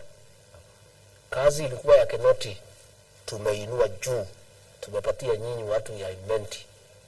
Inspector General of Police Japhet Koome, ambaye ako na new powers, the accounting officer wa National Police Service. Tumepeana hapa Meru. Ile ya Kinoti ilikuwa kidogo. Huyu sasa tumepandisha. Hakuna kitu Meru ilipoteza kwa Kinoti. Tumeweka Japhet Koome. Ndio mwenye kupiga msharisha katika mambo ya National Police Service. Tumetoka hapo, tumekuja na machairman. Hata huyu mzee wetu Kiraitu Murungi ameoa kuwa gavana. Mzee wa heshima wa Njuri Njeke. Nimeketi chini na yeye na rais tumekubaliana. Tumeweka yeye chairman ya NOC. Yule gavana alikuwa pale Tharaka Nithi. Yule anaitwa Ragwa. Tumeweka yeye chairman ya National Cereals and Produce Board. Hapa katika hii Meru, chairman wa agriculture anaitwa Dr. John Mutunga. Ukienda pale Tharaka Nithi, Kareke Mbiuki ni chairman. George Muragara ni chairman. Yule Patrick Munene ni vice chairman. Sasa na bado mimi tutapanga maneno. Nyinyi mwende polepole. Kiabiri ya kwaje nyingi. Lakini mko sawa. I want to tell you the people of Meru, Embu and Tharaka Nithi, hakuna serikali nyingine hata ya Mwai Kibaki haikuangalia nyinyi kuhusisha watu ya hapa vile tumemwangalia. Ile imebaki sasa ni sisi tuvuje rekodi ya Kibaki ya kuleta maendeleo. Ndio mimi niko hapa. Ndio niko hapa Meru. Nimewaambia babangu alitoka hapa. Hao watu wa Meru walitupatia kura 100%. Na tuko na shukrani. Na ndio mimi niko hapa sasa. Nimekaa na governor jana tumekubaliana. Tumekaa na MPs tumekubaliana. Na hii Meru mtanizoea. Hapa nitakuja. Na nitakaa nikikaa mwezi 2 mimi narudi. Nikikaa hata tu ni shida ningetaka nitoke kulala kwa hoteli, nitafutie pahali naweza kaa kama mimi ni mzee. Unajua sasa kulala kwa hoteli hapana mzuri, unaweza kukutana mtu kwa karibu amefunga tawe. Sasa inawezekana. Kwanza hapa karibu wanangu alikibirichi hapo, huyu kuna baridi. Mugabe Redikire, hata kama iko baridi nimesoea. Anitafutie kashamba hata kama ni kataro 10 ninunue, niweke kanyumba hapo, nikae kama mzee wa Meru. Sasa hii kukaa hoteli hii hapana mzuri. Asante. Mheshimiwa Deputy President, mbele bwana saba. Tunaenda kwa ile unit ya county ya Meru. Mwajiri kwa ile impeachment ya gavana Kawira Mwangaza. Ile yao yejereja yeta wete MCA na gavana Bokara ndipo ananidia na wasota uti basho kadene county. Na hiyo kwa hiyo wale mbarani wa kile kaili ndani county yetu. Senator na MPs. Ibambeni kumira gavana kaili kwa mapio mwenye kwa siasa. Na kwa wale weta na mbele county ya Meru igani Nyambene county ya Imenti county. Kubaroka Kinduguru kama mzee wa busara. Sijui hapa kama itabidi itane kikao tusaidie tena au utasaidia namna gani? Mimi ni mzee wa area. Pahali iko wazee hawezi haribika jambo. Mimi nikiwekwa hakuna shida Meru. Siku kumekuwa na msoso mkali baina ya MCS na gavana wetu Kawira Mwangaza. Rais ameniita mimi. Ameniambia wewe ndio mzee wa Mount Kenya. Na wewe ndio mtu ambaye ninategemea katika area hii. Meru ni county ya maana sana kwa uongozi wa William Ruto na mimi. Ya kwanza walitupigia kura mingi sana na tuko na shukrani. Namba pili, Meru ni watu wako na bidii. Na hakuna maendeleo yanaweza fanyika ukiwa na vita na mgogoro. Na ndio rais akaniagiza, akaniambia, wewe kama mzee wetu katika Mount Kenya, nimekupatia jukumu kutafuta amani. Mimi nimeita wabunge wote. Nimeketi chini na hawa na kalamu na karatasi. Wamenipatia mashtaka, nimeweka hapo. Nimeita MCA kwa boma yangu kule Savana. Nimewachinjia, tumekula, nimeuliza shida iko wapi. Wameniambia mashtaka, wameshitaki gavana. Nimeita gavana. Nimemsomea mashtaka ya wabunge. Ilikuwa karibu 17. Mashtaka ya MCA 39. Jitetee mama wetu. Mama amejitetea. Nimesikiza pande zote. Bahali mama alikuwa right, nimwambia hapa uko sawa. Bahali alikuwa amepotea njia, nimwambia mama wetu umepotea. MCA bahali wako right, nimwambia hapa mko na haki. Bahali mmepotea hapa. Nimeita wabunge, nimwambia hii ni sawa, hii hapana sawa. Mbona mnataka kuharibu Meru yetu? Bahali mimi mwenyewe nimezaliwa. Bahali mimi mwenyewe nilikaa hapa wa kampeni, mnajua tulikuwa na nyinyi hapa. Bahali William Ruto na mimi alipigiwa kura 100%. Bahali ambayo watu wa Meru ni watu ya bidii. Watu ambao wanastahili maendeleo. Kwa nini mnataka kuharibu ile hewa ya kufanya maendeleo katika Meru? Nimewazungumzia. Kamera Mwangaza amesema hii nitawacha, hii nitarekebisha, hii nitafanya, hii nitafanya. MCA amesema hii tutarekebisha, hii hapana. Wabunge tumekaa, nimewafungia kwa nyumba, mlisikia pale kwa ofisi yangu Harambee House. Nikasema wapewe chakula na maji na chai. Nikasema Mera hakuna, unaweza haribu kazi. Mera mtangura mkienda Meru. Tumeongea siku ngapi? 3. Tumepigana mpaka tumeelewana. Meru imerudi amani. Na mimi nashukuru governor, namshukuru senator, namshukuru wabunge, na washukuru MCAs kwa sababu walinisikiza kama mzee wa jamii hii yetu ya Mlima Kenya. Na ninafurahi sana kwa sababu pia walinipatia heshima. Kwa sababu mimi nikiweko hatutakiwi tukue na shida katika hizi kaunti zetu. Na wamerudi wameanza kufanya kazi pamoja. Na tukaagana, walikuwa wanataka kumuona rais, nikakataa. Nikaambia hamwezi kwenda kumuona rais mkiwa mnapigana na mko na kelele.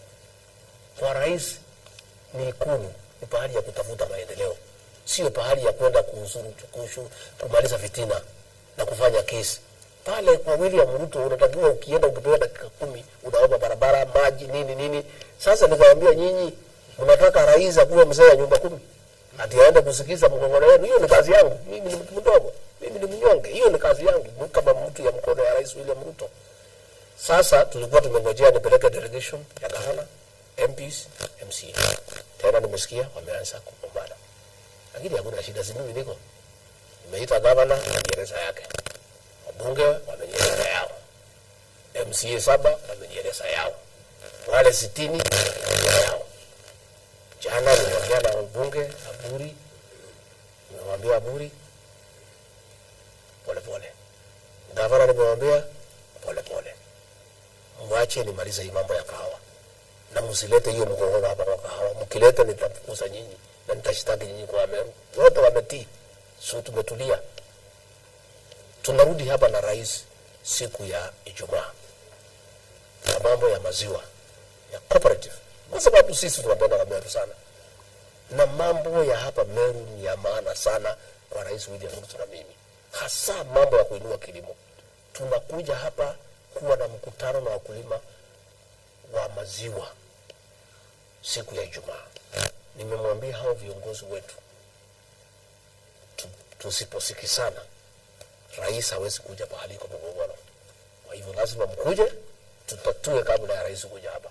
Na nimemwambia na ni mimi tu nikisema akuje hapa ni kwangu. Mimi ndio mwenye kumwalika.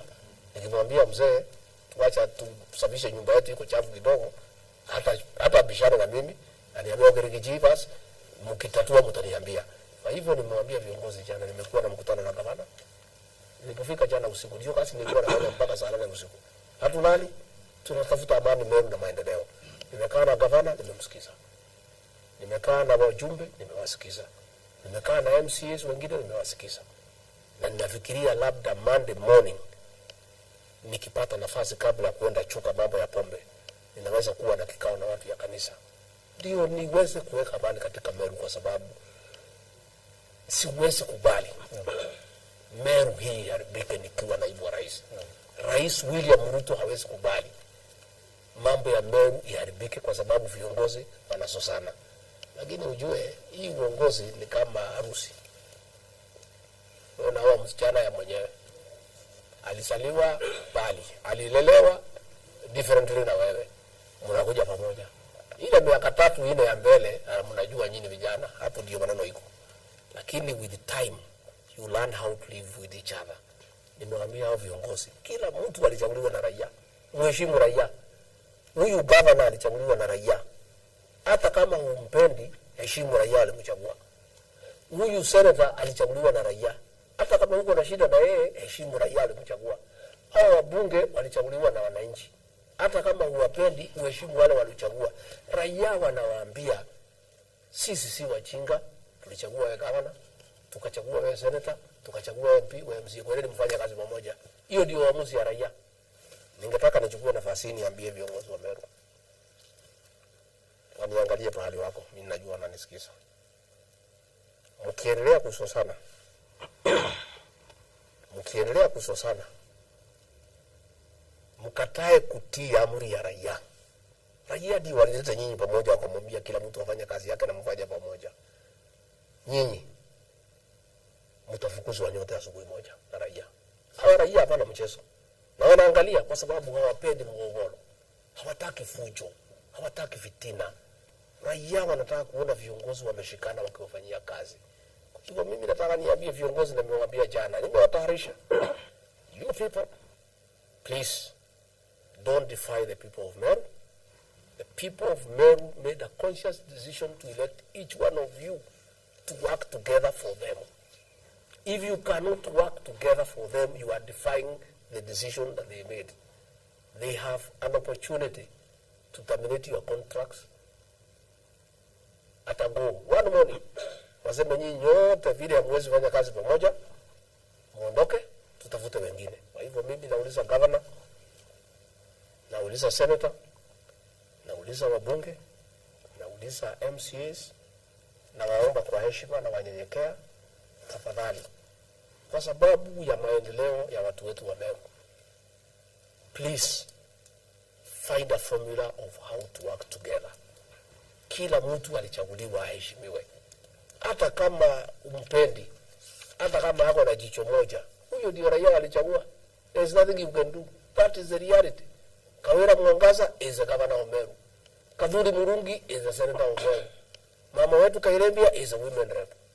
Our MPs wangu wote 9, they are the members of parliament. The MCAs are there. That is the reality. For the next 4.5 years, you must learn how to work together. Na ndio sisi, siku governor amepelekwa katika Senate, Rais William Ruto na mimi tumeingilia. Na MCA wakanikashifu sana na rais. Lakini nikawaketisha. Nikaambia hiyo tulimake that decision. Mama asifukuzwe kwa sababu tulikuwa tumetoka uchaguzi. Na ingekuwa ni picha mbaya hasa kwangu mimi kama kiongozi wa mlima, ati kaunti ya kwanza kufukuza mtu ambaye amechaguliwa na wananchi ni hapa kwetu kwa Mlima Kenya. Number 2, huyu mama alichaguliwa na watu. Mpatie nafasi mwaka 2-3 wafanye kazi. Kama iko shinda mnaweza ngangana huko mbele. Naye governor tumeongea na nikamweleza shida alikuwa nazo. Na zilikuwa mingi. Ameweza amerekebisha na nikaona sasa wameelewana na MCA. Naye mama pia alikuwa muungwana, alikubali. Akasema hapa nimekosea, sikuwa na experience ya kutosha. Mwambia mama tafuta njia, ongea na hawa, tumwambia iko maneno hii haingiani, ile mimi sitaki utaja, hiyo ni mambo yetu, hii mama wacha pita hii barabara. Akakubali. Na mimi naona iko amani. Kiuria kuke vile about the Mount Kenya region. Mount Kenya region ni kiungo muhimu mwa serikali ya Kenya kwanza. Na kikariu Mount Kenya region siasa itigura after election siasa shoke kampinya kwe baraba kuigwa korone ciao murungamo jua kuya deputy president against the former head of state former president Kenyatta kidogo yuko baburi ya korone ciao kwa tena leo kwamba bishia ndio sababu kuleta diriki vile vile kama kiasi kwa bishia ndele vikali Kenya kwanza kuna njaa ikotonya hiki ama kia Jubilee kama kwa kama kia Jubilee now as the senior most political leader in our region the security commander what plans do you have to bring together the Mount Kenya region leaders so you can have a little purpose? Ya kwanza mimi sina shida yote na ugomvi na rafiki yangu Rais mstaafu Uhuru Kenyatta. Kwa sababu hatuna mashindano. Yeye amestaafu ameenda kupumzika. Mimi ni naibu wa rais nafanya kazi yangu. Siku alihitaji usaidizi nilimuunga mkono. Mimi nimeunga Rais Uhuru Kenyatta mkono mwaka wa kutoka tu saa ile wengine hamtaka yeye. Mimi nilikuwa na yeye. Nimeunga mwe mkono mpaka amekuwa rais. Tumekuja hapo baadaye kupata tofauti za kisiasa. Uchaguzi uliisha, tukashinda project yake, yeye mwenyewe akakuja akatukabidhi uongozi na mambo ikaisha. Ile tu watu wanafikiria tuko na ugomvi ni kusema zile shida tulikuta za uongozi yake, lakini pia lazima tujieleze. Kwa sababu sasa mkiniuliza kwa nini barabara haijengwi, lazima niambie nyinyi serikali yake ilikopa pesa. Hiyo si ugomvi, sio kumkosea heshima. Ile tu ningetaka kumuomba kwa heshima kama kiongozi wetu. Kwa sababu yeye ni mzee wetu na tumheshimu. Na niseme hakuna mtu ako na shida na yeye. Serikali ya William Ruto imempatia ile kila kitu ambayo inatakana kisheria. Ako na askari ya kutosha ya kumlinda. Akienda ng'ambo anapatiwa ndege ya kijeshi. Akienda kwa VIP lodge anapatiwa heshima yake. Mama yake mzazi tunamwangalia. Mambo yake yote imeangaliwa. Hata juu ya hayo rais wetu amempatia kazi ya kimataifa kwenda kuwakilisha Kenya, mambo ya DRC, mambo ya nchi za ng'ambo. Ile tu ningemuomba tu ni achunge heshima yake. Yeye amestaafu. Hii maneno ya kurudi kwa siasa, kupanda juu ya lori haitakikani kwa kiwango hiyo. Anairudisha chini. Hii kwenda kurudisha chama ya Jubilee kusema yeye ndiye ataongoza, sasa ametolewa na mama. Sasa heshima yake inaenda chini.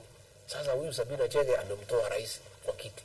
Sasa unaona anatoka pahali tulimweka analeta chini. Tena pia lazima ajue akiendelea na siasa atajibiwa. Lakini unajua shida ni hiyo, atajibiwa kwa sababu ukiingia kwa kiwanja ya siasa, hii kiwanja ya siasa haina sheria na haina udugu na haina urafiki. Kama angekaa kwake hakuna mtu angemuuliza, lakini akishatoa kichwa wanaume na wamama wanamngoja. Niseme umeniuliza vile tunalete kuunganisha watu. Mimi mwenyewe tumekaa chini na rais tumesikizana. Wale ambaye walitupinga, kanini Kega alipinga mimi na kusema nifungwe. Mimi mwenyewe nimeuliza viongozi wa Mlima tumsaidie ako Yala. Hao viongozi akina Sabina Chege walikuwa wanatupiga, walikuwa na sisi hapa leo. Tunafanya kazi pamoja. Wale ambao walipoteza viti nimewaita juzi. Tumekaa pamoja. Wale wafanyabiashara wa Mount Kenya Foundation tuko na mikutano ambayo haitangazwi tunaongea. Hao wafanyabiashara wetu tunaongea. Hao wazee Ajuri Njeke, hao wazee wa Kiama tunaongea. Hakuna shida. Mlima is one. Na iko amani. Ile tu ni hiyo tu vita ya Uhuru Kenyatta na Sabina Chege. Sasa mimi nitafanya nini kama Rigathi Gachagua? Unaona unahisi ya kwamba kuna mkono fiche ya serikali ya Kenya Kwanza kwenye vitu vinaendelea chama. Sisi hatuingilii mambo ya siasa ya mtu yeyote. Sabina Chege walikuwa na Uhuru Kenyatta, sisi hatukuweka wakitupiga. Sasa Sabina akiamua kumtoa Uhuru, sisi tutaingilia wapi? Tunataka tusimamishe? Sisi hatuna. Sisi nasema kama mama anatoa mzee, sisi hatuna shida. Sisi tutafanya na yule ambaye yako. Sasa Uhuru na Sabina walimane, watuambie mgugu ya Jubilee na ni nani. Sisi hatuhusiki. But your excellency, Uhuru ni ndugu yako. Ndio. Na wewe ndio kiongozi sasa wa Mlima Kenya. Ndio. Swali langu ni mnaongeanga na Mheshimiwa Uhuru Kenyatta kama ndugu yako? Rais Uhuru Kenyatta sijapata yeye tuongee.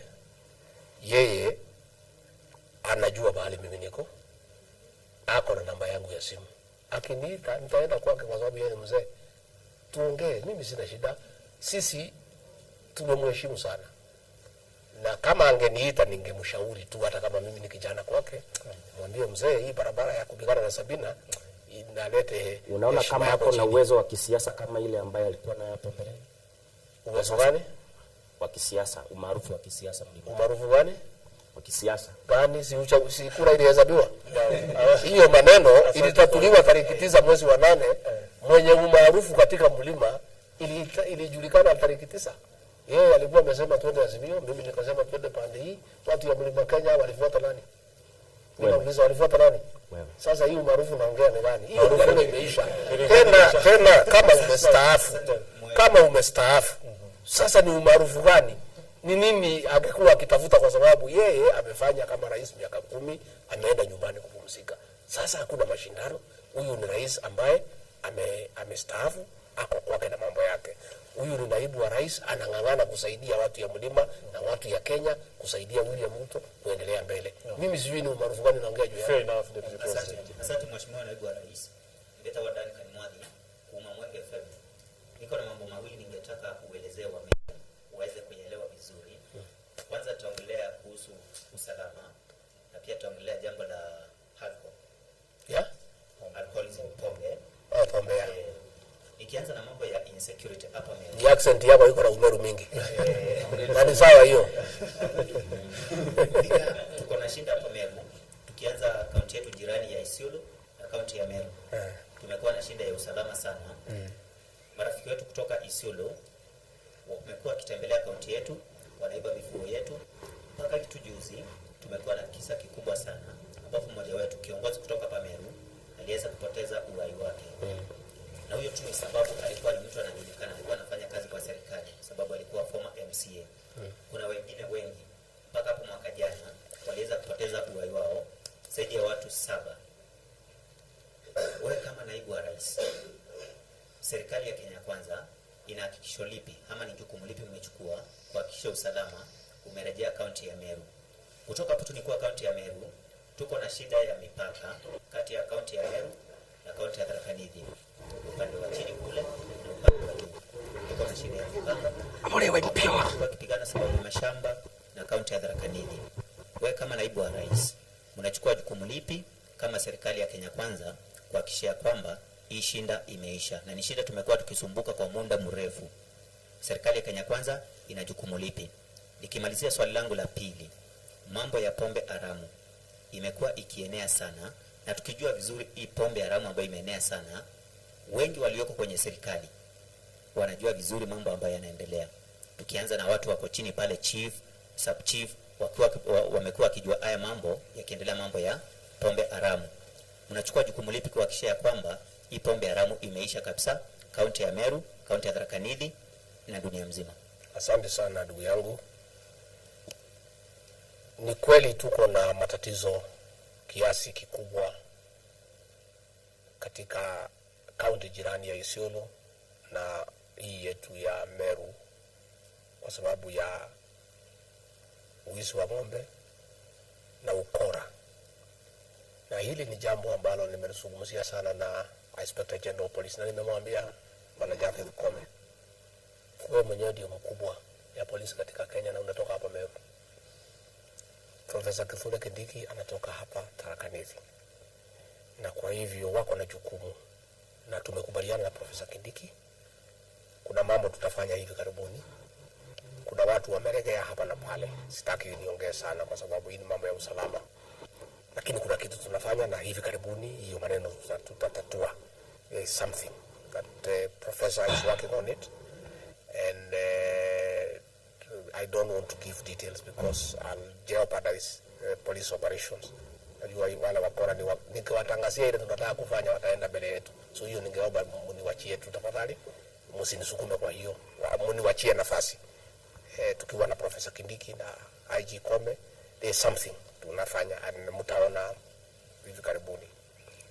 Ningetaka kuchukua nafasi hii kuongea na watu wa Meru na watu wa Tharaka Nithi. Ni waombe kwa heshima waache kupigania mipaka. Hii maneno ya Tharaka Nithi na Meru they are the same people. Ile kitu unatakiwa kupigania ni shamba yako wewe mwenyewe. Sasa kusema hii ilikuwa Tharaka, hii ilikuwa Meru haina maana sana, kwa sababu kitu ya maana ni kwako wewe mwenyewe. Kwa hivyo ningetaka kuuliza hao wapunguze maneno ya kupigana, kuchukuliana mishale, kuumizana, ni mambo ambayo haina haja. Lakini juu ya hayo, njia moja ya kutatua hii shida ni mambo ya land adjudication. Kwa sababu hapa Meru, Tharaka Nithi tuko na mashamba mengi sana ambayo haina haki za kumiliki ardhi, title deeds. Juzi nimekuwa mkutano pale Nairobi katika IBEC na magavana, na nimewapatia mfano tumefanya na gavana wa pale Narok. Huyu gavana wa Narok anaitwa Lentutu. Alipata pale kwake iko watu hawana title, na sisi katika serikali kuu tumelemewa kiasi kwa pesa ya kutosha tufanye haraka iwezekanavyo. Yeye ametenga pesa ya county government ya kupatia allowances ya masurveyor na cartographers, wameenda pale Narok. Juzi nimekuwa hapo nikapeana title 5,000, zingine 10,000 ziko tayari. Ningetaka kuuliza Governor Muthomi Njuki na Mwangaza Kawira pahali wako, wakuje tuketi chini, watenge pesa kiasi fulani na sisi tutenge pesa kiasi fulani, tuweke pamoja, tumwage masurveyor hapa na land settlement officers and adjudication officers. Ndio katika tamu yangu na William Ruto tuache kila Mumeru, kila Mutharaka, kila Munithi, kila Muembu, kila Mumbere ako na title deed yake, na kila mtu akipata yake, hii uhasama itaisha. Number 2, watapata nafasi kutumia zile title deed kufanya development. Unaweza enda kwa bank uweke, upate pesa, upanue kilimo. Unaweza enda uweke pesa kwa bank, uchukue, ununue plot na ujenge. Kwa hivyo hayo ni mambo ambayo nimetilia maanani, na ni mambo ambayo mimi ninaweka mkazo sana ya kwamba ikiwezekana hao magavana wakikubali tushirikiane kabla sisi kwenda uchaguzi ambayo utakuja. Tungetaka kila mtu hapo katika Meru, katika Tharaka Nithi na katika Embu, kila mtu akuwe na title deed yake. Na hiyo itamaliza hii uhasama yote iko, na hii mapigano na nini na fitina na chuki itamalizika. Ya pombe, wacha nijibu ya pombe. Hiyo ndio kazi mimi nalaumiwa na magazeti na social media ati nimepewa kazi ya takataka. Ati kuliko niende ngambo kupumzika na kutembea. Kwangu mimi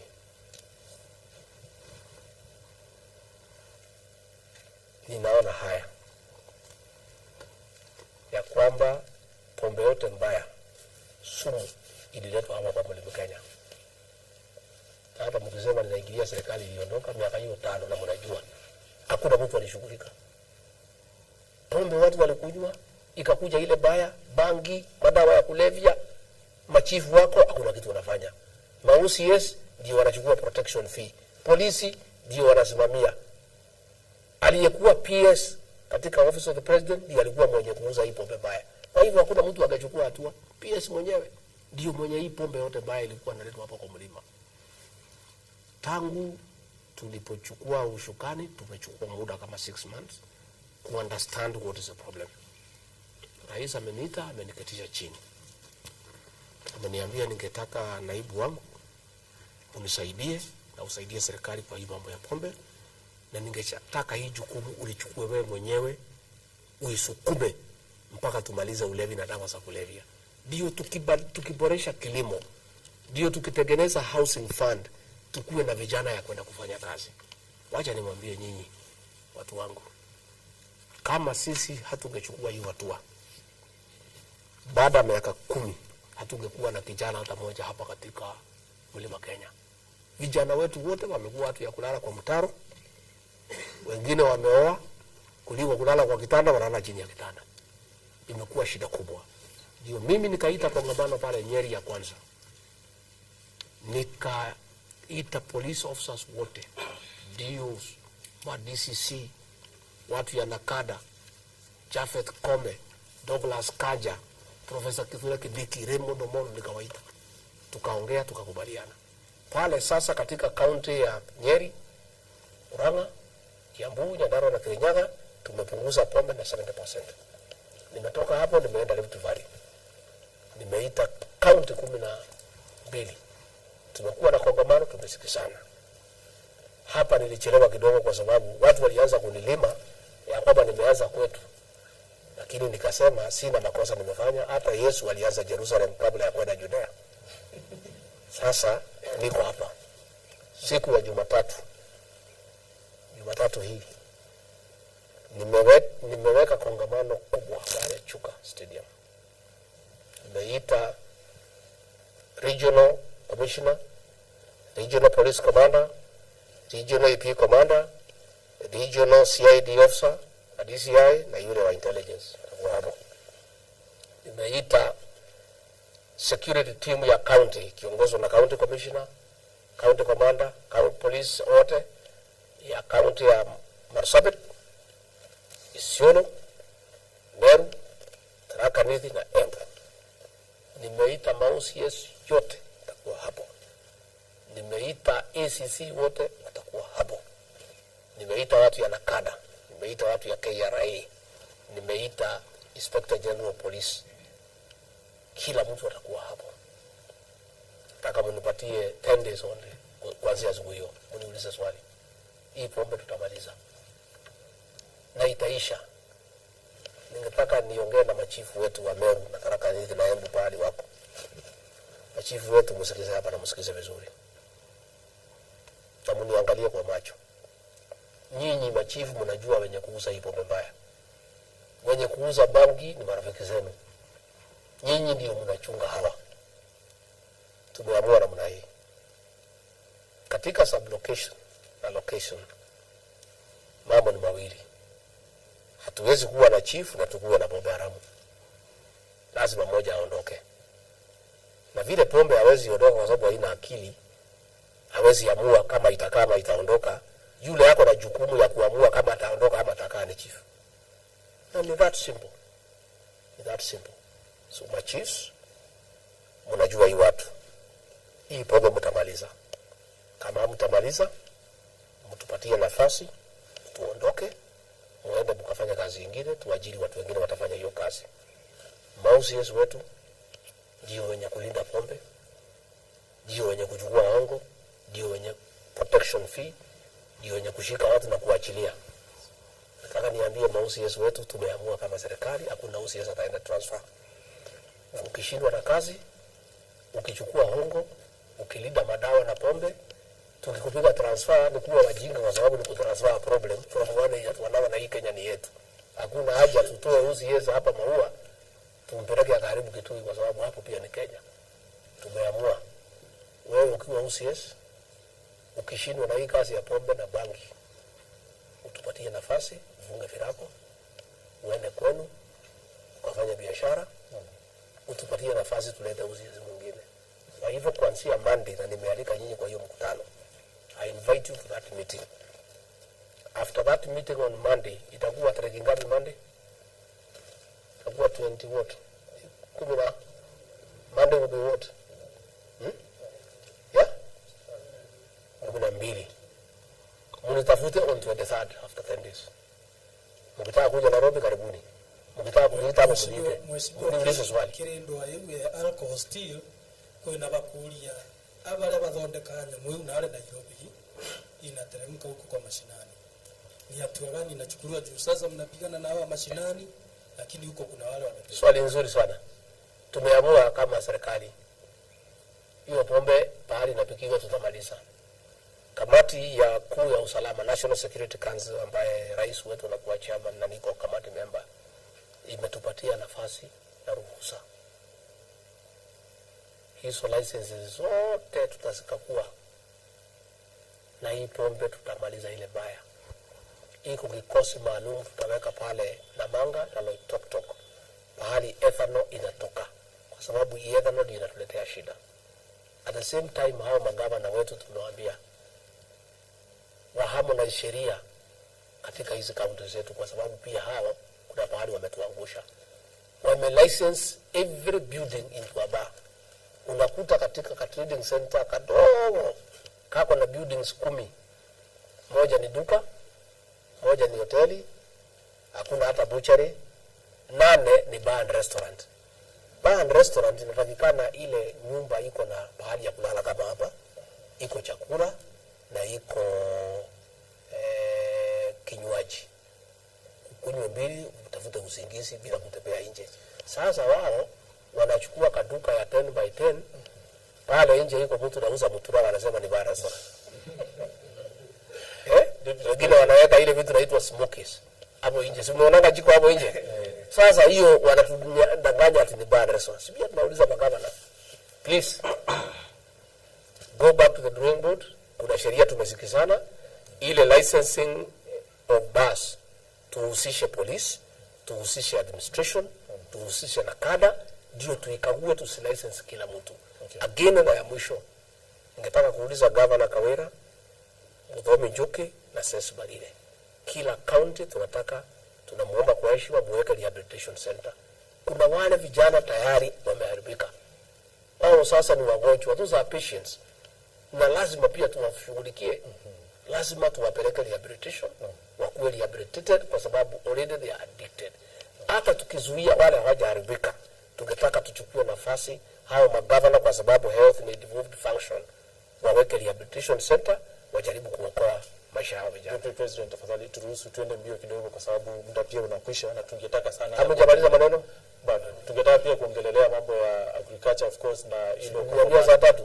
Ile kongamano ambalo lilikuwa hiyo nilikuwa nafikiria ndio ya maana. Mimi nilipeleka mambo mengine ya mambo ya sasa. Ndio tunaingia kwa sasa. Hiyo ndio sasa nimekuja.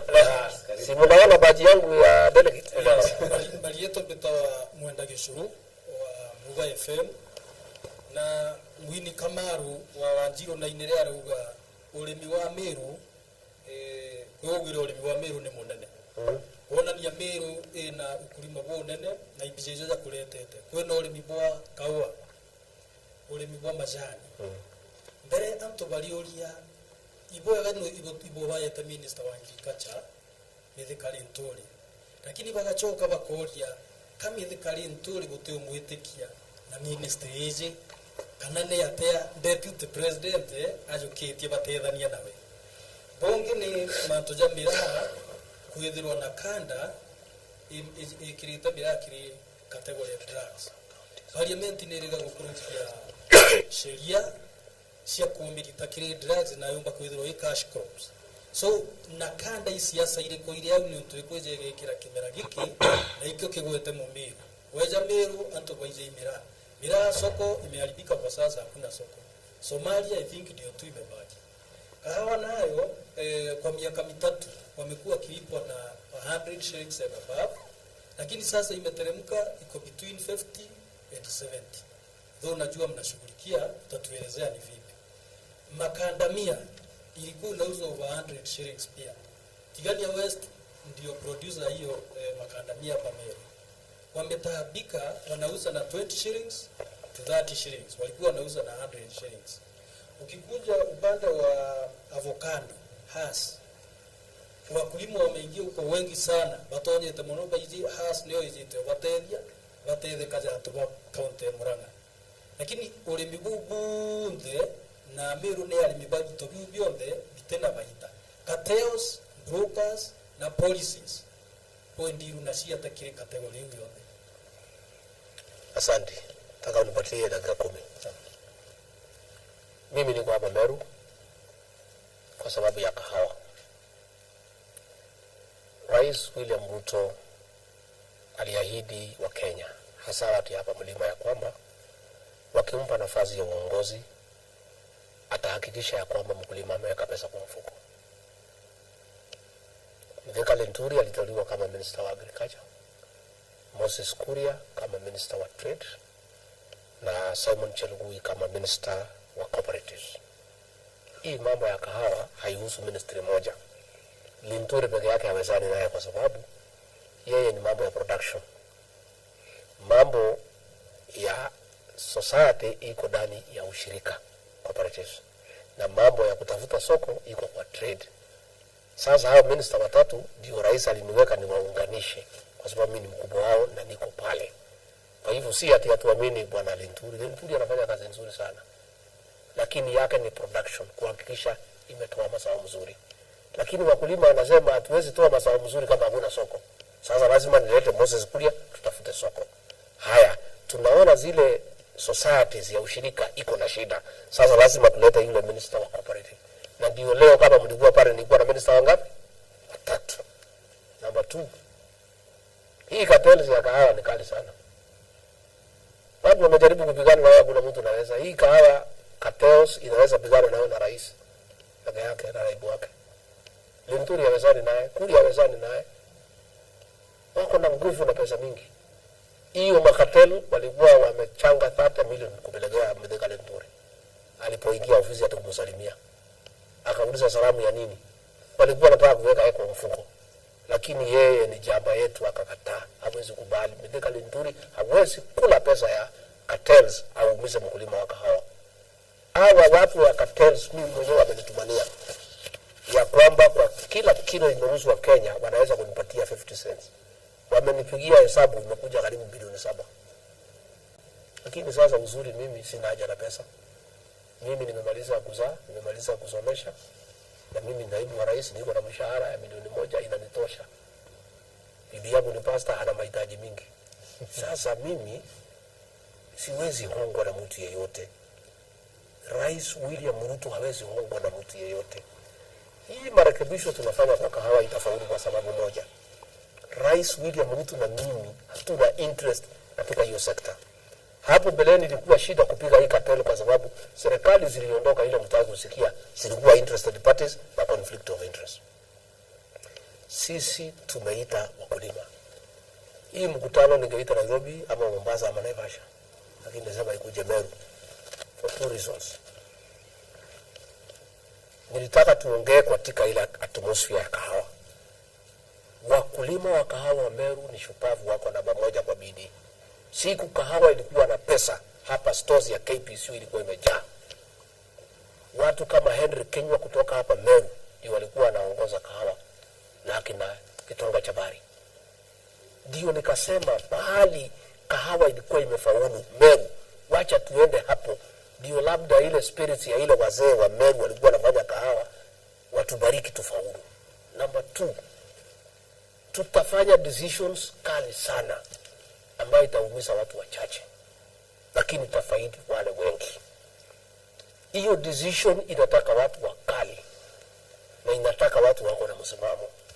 Na kama kuna watu wakali hawaogopi, hawanunui uoga, wako na msimamo, ni watu wa Meru. Na mimi kwa sababu ni Mmeru nikakuja hapa tukae na Wameru wenzangu ndio wanipatie nguvu tupigane na hii watu. Mmekuwa pale, sio kama mlikuweko, mmesikia. Tumeambiwa shida ya kahawa, makatels. Hawa ndio wenye milling, ndio marketing, ndio sellers, ndio buyers. Nairobi Coffee Exchange ni hawa. Kila kitu ni hawa. Na ndio wenye kununua kahawa kwa bei rahisi na kuuzia mzungu kwa bei ya juu na kukula faida karibu yote na kuachilia mkulima ameumia. Kesho hii tumesema tulale. Tulikuwa hatujamaliza lakini nilikuwa nikuja hapa nikaomba tuanzie kesho. Nimeita kila mtu, wabunge wote Kenya wametoka pahali kwa kahawa walikuwa pale. Maseneta yote, magavana wote. Tumeita cooperatives. Tumeita waziri wa kilimo, wa ushirika, wa biashara. Tumeita watu ya KPCU. Tumeita watu ya Capital Markets Authority. Tumeita stakeholders yote ya kahawa. Tutasikizana maneno yote leo kesho saa 9. Ile yote tutasikizana, tupatie wajumbe na seneta waende wapitishe.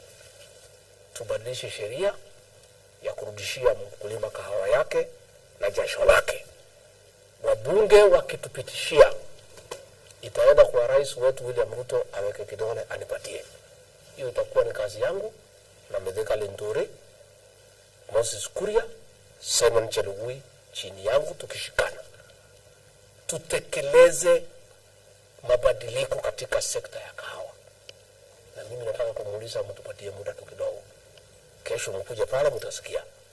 Hiyo maneno Mheshimiwa Kimani Ichung'wah amekuwa hapa ametuhakikishia ya kwamba tukishasikizana tuwapatie ndani ya miezi 3 tutakuwa tumemaliza mambo ya sheria. Nikimaliza kahawa hapa Meru iko na majani chai. Baada ya wiki 3 nimealika nyinyi kongamano ya majani chai katika kaunti ya Kericho katika Rift Valley. Tumeenda pahali pia iko chai.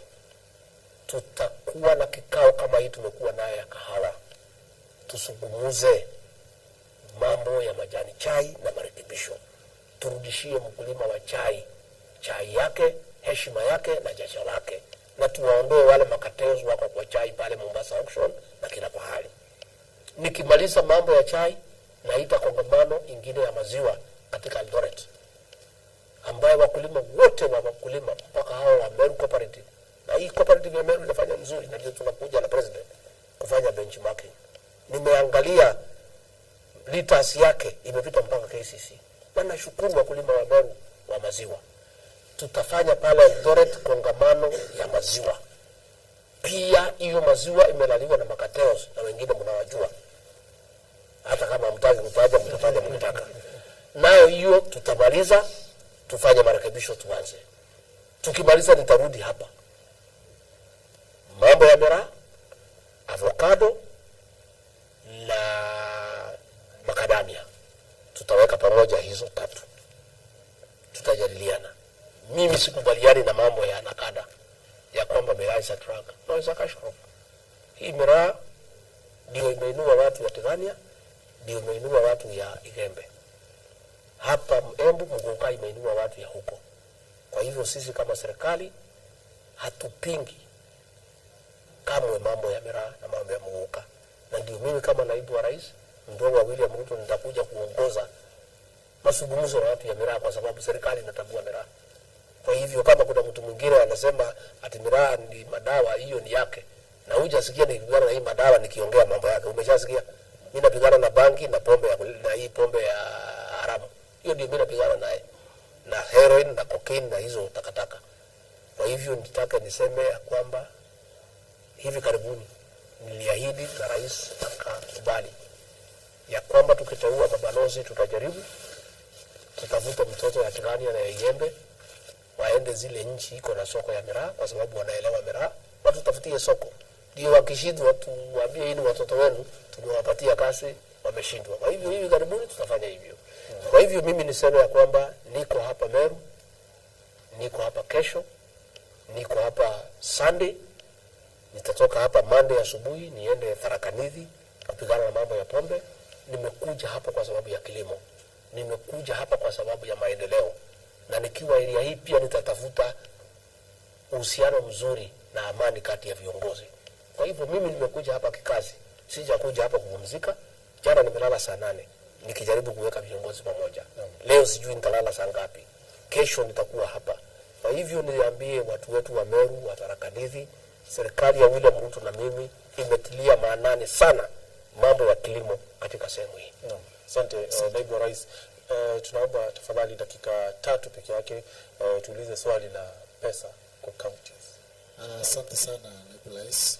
Mimi naitwa Mutuma kutoka Baita TV. Na kama vile mwelekezi amesema ya kwamba mambo ya mgao wa pesa za county. Siku ambazo hasiko mbali sana serikali ilikuwa imesema ya kwamba hasa wewe mwenyewe akasema ya kwamba ikifika mwisho wa wiki hii pesa zitakuwa zimeingia katika county kiasi fulani, kingine sikuja baadaye. Sijui sasa kama zimeingia ama hazijaingia. Jambo la pili, wakati mlikuwa mnatafuta kula ama wakati wa siasa mlikuwa mmesema ya kwamba mtafanya mikakati ya kugawa ya kuongeza kutoka 15% to 35%. Sijui kama hiyo mpango bado iko. Mambo ya 15% to 35% ilikuwa mambo ya Azimio. Ya ile BBI ambayo tuliangusha. Sababu hiyo ilikuwa ni uongo, ni mambo hayawezekani. Hii 15% hadi tuko na shida. Up to 22, I think the last time was 22. Our counties tuko na deni yao ya 94 billion. Mwezi wa 4 hatujapatia hawa. Mwezi ya 5 na mwezi ya 6. Na sio kukataa, tumekataa, hatuna. Nilikuwa mkutano nao nawaambia hata mkinitoa suruali mnichape. Sina. Na hiyo ilikuwa baada kabla wiki hii. Ngoja mimi nakuja hapo. Ngoja mimi nakuja. Nawaambia hatuna. Sasa nikaambia sisi natafuta pesa. Hatuwezi kopa pesa ng'ambo tupatie counties. Hatuwezi. Nyinyi pia mfanye bidii muokote revenue. Alafu mtukubalie nafasi tuokote kodi tupatie nyinyi pesa yenu. Nikauliza hao magavana nyinyi wale walikuwa hapo ya Azimio. Mnafuata huyu Raila kupinga sisi tukiokota pesa. Na mnatudai. Sasa kama tulikosa kuokota na mnatudai tutapatia nyinyi nini? Huyu Raila na Kalonzo na Martha Karua hawana serikali. Hakuna mtu anauliza hao mshahara, hakuna mtu anauliza hao anunulie gari matairi, hakuna mtu anawaambia hao anunue madawa. Sasa mnawafuata tu ni watu wako huko kichakani, hawana any responsibility to anybody. So they have no need for money. Lakini nyinyi magavana mko na maserikali kama sisi na nyinyi tuko in the same basket. Na ndio wakatulia wakanielewa. Nikaambia governor, tukisikia nyinyi mnapinga hii finance bill, tukigawa pesa tutapatia wale wana support. Kwa sababu wewe ukipinga unasema tusiokote kodi. Alafu unakuja kupiga mlango, tunataka pesa yetu leo. Mtatutolea wapi? Mshahara wangu hawezi tosha county. Sasa tukakaa tukakubaliana. Tuko na deni yao ya mwezi ngapi? 3. Tukakubaliana ya mwezi wa 4 tuwapatie kabla ya mwisho wa wiki hii. Nimeshida mkutano na nyinyi hapa. Sasa tuko na nyinyi hapa. Sasa nikitoka hapa nitapiga simu niulize Profesa Dungu kama amepata. Lakini wiki bado isha. Tungali tuko na siku ngapi? 2. Tukaambia ya mwezi wa 5 mtapata kabla ya tarehe 19. Tukaambia ya mwezi ya 6 hatuna guarantee. Mpitishe finance bill kwanza ndio tuongee. Na nikaambia ukweli, nikaambia hii ya mwezi wa 4 tutapatia nyinyi. Tunajua pahali itatoka. Tuokota kodi nini tusanya tuwapatie. Ya mwezi wa 5 tuokote before 19 tuwapatie. Lakini ya mwezi ya 6 hata sisi national government tuko na mahitaji. Hiyo hakuna guarantee, tutajaribu. Tukipata tutawapatia. Ikikosekana pia hao wangeni kama sisi, ndio? Naam. Tukae tu. Hiyo ndio ukweli. Wacha niseme watu wasipige mdomo tu kuhura habibi. Kodi sijui nini. Kwanza magavana na wache wabunge waongee, kwa sababu hawa ni wahitaji kama sisi. Wanahitaji pesa kwetu. Mwaka huu unakuja tumewapatia 385 billion ambayo tutapatia county government. Finance bill kianguka tukose kuokota kodi, tutawatolea pesa wapi? Kwa hivyo mimi naambia magavana wengi wakipinga nyinyi mnyamaze. Nashukuru sana gavana hapa Kawira Mwangasa anaunga mkono. Gavana Muthomi Juki anaunga mkono. Ses Barire anaunga mkono. In fact, magavana yote ya Kenya Kwanza wanaunga mkono. Hata wengine wanaunga mkono. Nimefurahi sana juzi pale Nairobi nimeona Mheshimiwa Estas Pasari amesema hii housing fund muhimu sana Nairobi kwa sababu watu wanaishi kwa vitongoji. People are realistic. Unajua, nilisema pale Kasarani siku ya prayer breakfast. As we reconcile with God and men, let's also reconcile with the truth. The truth is, we inherited an economy that is in trouble. And we must do everything possible to get it back on track. Hiyo ndio ukweli. So, wale wanasema tusiokote kodi, alafu wanatudai, nataka ningoje nione gavana ambaye anapinga. Na nimwambia yule wa Kakamega alikuwa anapinga, naongea na mgogo na anatudai sijui how many billions. Kwanza yuko Kakamega wanahitaji karibu 12 billion per year. Ndio wanahitaji pesa karibu yote. Na pale mdogo ndio iko pale ameongoza kusema hiyo kitu ni mbaya na anahitaji pesa. Sasa sisi ni watu ya kuongea ukweli, tumeambia magavana ukweli, lazima tuokote kodi, tumpatie ile imepatikana. Ikikosekana ngoje mpaka siku itapatikana. Hiyo ndio ukweli. Na sijui ni nini unaweza ambia, kwa sababu kuna wakati umesikia hata kwa vyombo vya habari kuna magavana wanasema ya kwamba wamefika mwisho na wanaona kama hataweza kuendelea. Sijui unaweza waambia aje? Ndio wamefika mwisho. Sasa wanataka tufanye nini? Wanataka kufunga kufika mwisho hapo nyumbani. Wanataka kufunga county. Si wafunge. Sasa mimi nauliza, si hao kwanza wanasema wanataka kufunga ndio wanasema watu wasilipe kodi. Sisi wenyewe na tumekuta nchi haina chochote, tumefunga Kenya. Sasa lazima tungangane, huwezi torokea tabu, Tunang'ang'ana tabu vile iko hata nyinyi kwa maboma yote, hakuna boma haina shida. Hakuna mtu natokea boma tuseme kwa sababu boma yako hakuna chakula utachoma nyumba ama utoke uhamie kwa jirani. Haiwezekani. Na ndio ninataka kusema, mtu ameniuliza hapa ati kuna watu wanasema ati watakata Meru County mara 2. Sasa unajua hii mambo ya uongo ni mbaya. Na unajua wanasiasa wanapenda sana kufurahisha raia, ndio wapigiwe makofi. Katiba ya Kenya inasema tuko na county 47. Katiba hiyo inasema ukitaka kubadilisha mambo ya counties na devolution lazima uende referendum. Mtu yeyote ambaye ako na haja kukata Meru kwa county 2 aende achukue signature milioni 1. Achukue maoni ya raia, apeleke county assembly ipite, apeleke bunge ipite, apeleke senate ipite, akuje kwa rais amwekee. Hiyo ni mambo ambayo hayawezekani. Na hakuna haja kudanganya wananchi ati kuwafurahisha ati ndio wakupigie makofi. Hiyo ni uongo na ni mambo ambayo hayawezekani. Meru ni moja na hakuna mtu haja na Meru ikatwe kwa sababu hakuna shida. Watu ya Igembe na watu ya Imenti hawaja kosana. Kama wewe kiongozi wa Igembe na Imenti ya muelewani ama ya Tigania, hapana sema ati Meru ikatwe mara 2 kwa sababu ya binafsi yako, mambo yako binafsi. Si wewe wakati utafika utafukuzwa na raia ama utaritaya. Lakini hatuwezi ati mtu mmoja ya Tigania akikosana na Imenti anasema tukae Meru mara 2. Hiyo ni ujinga. Ni mambo ambayo hayawezekani. Na kisheria ni ngumu kutoa hiyo county iongezeke.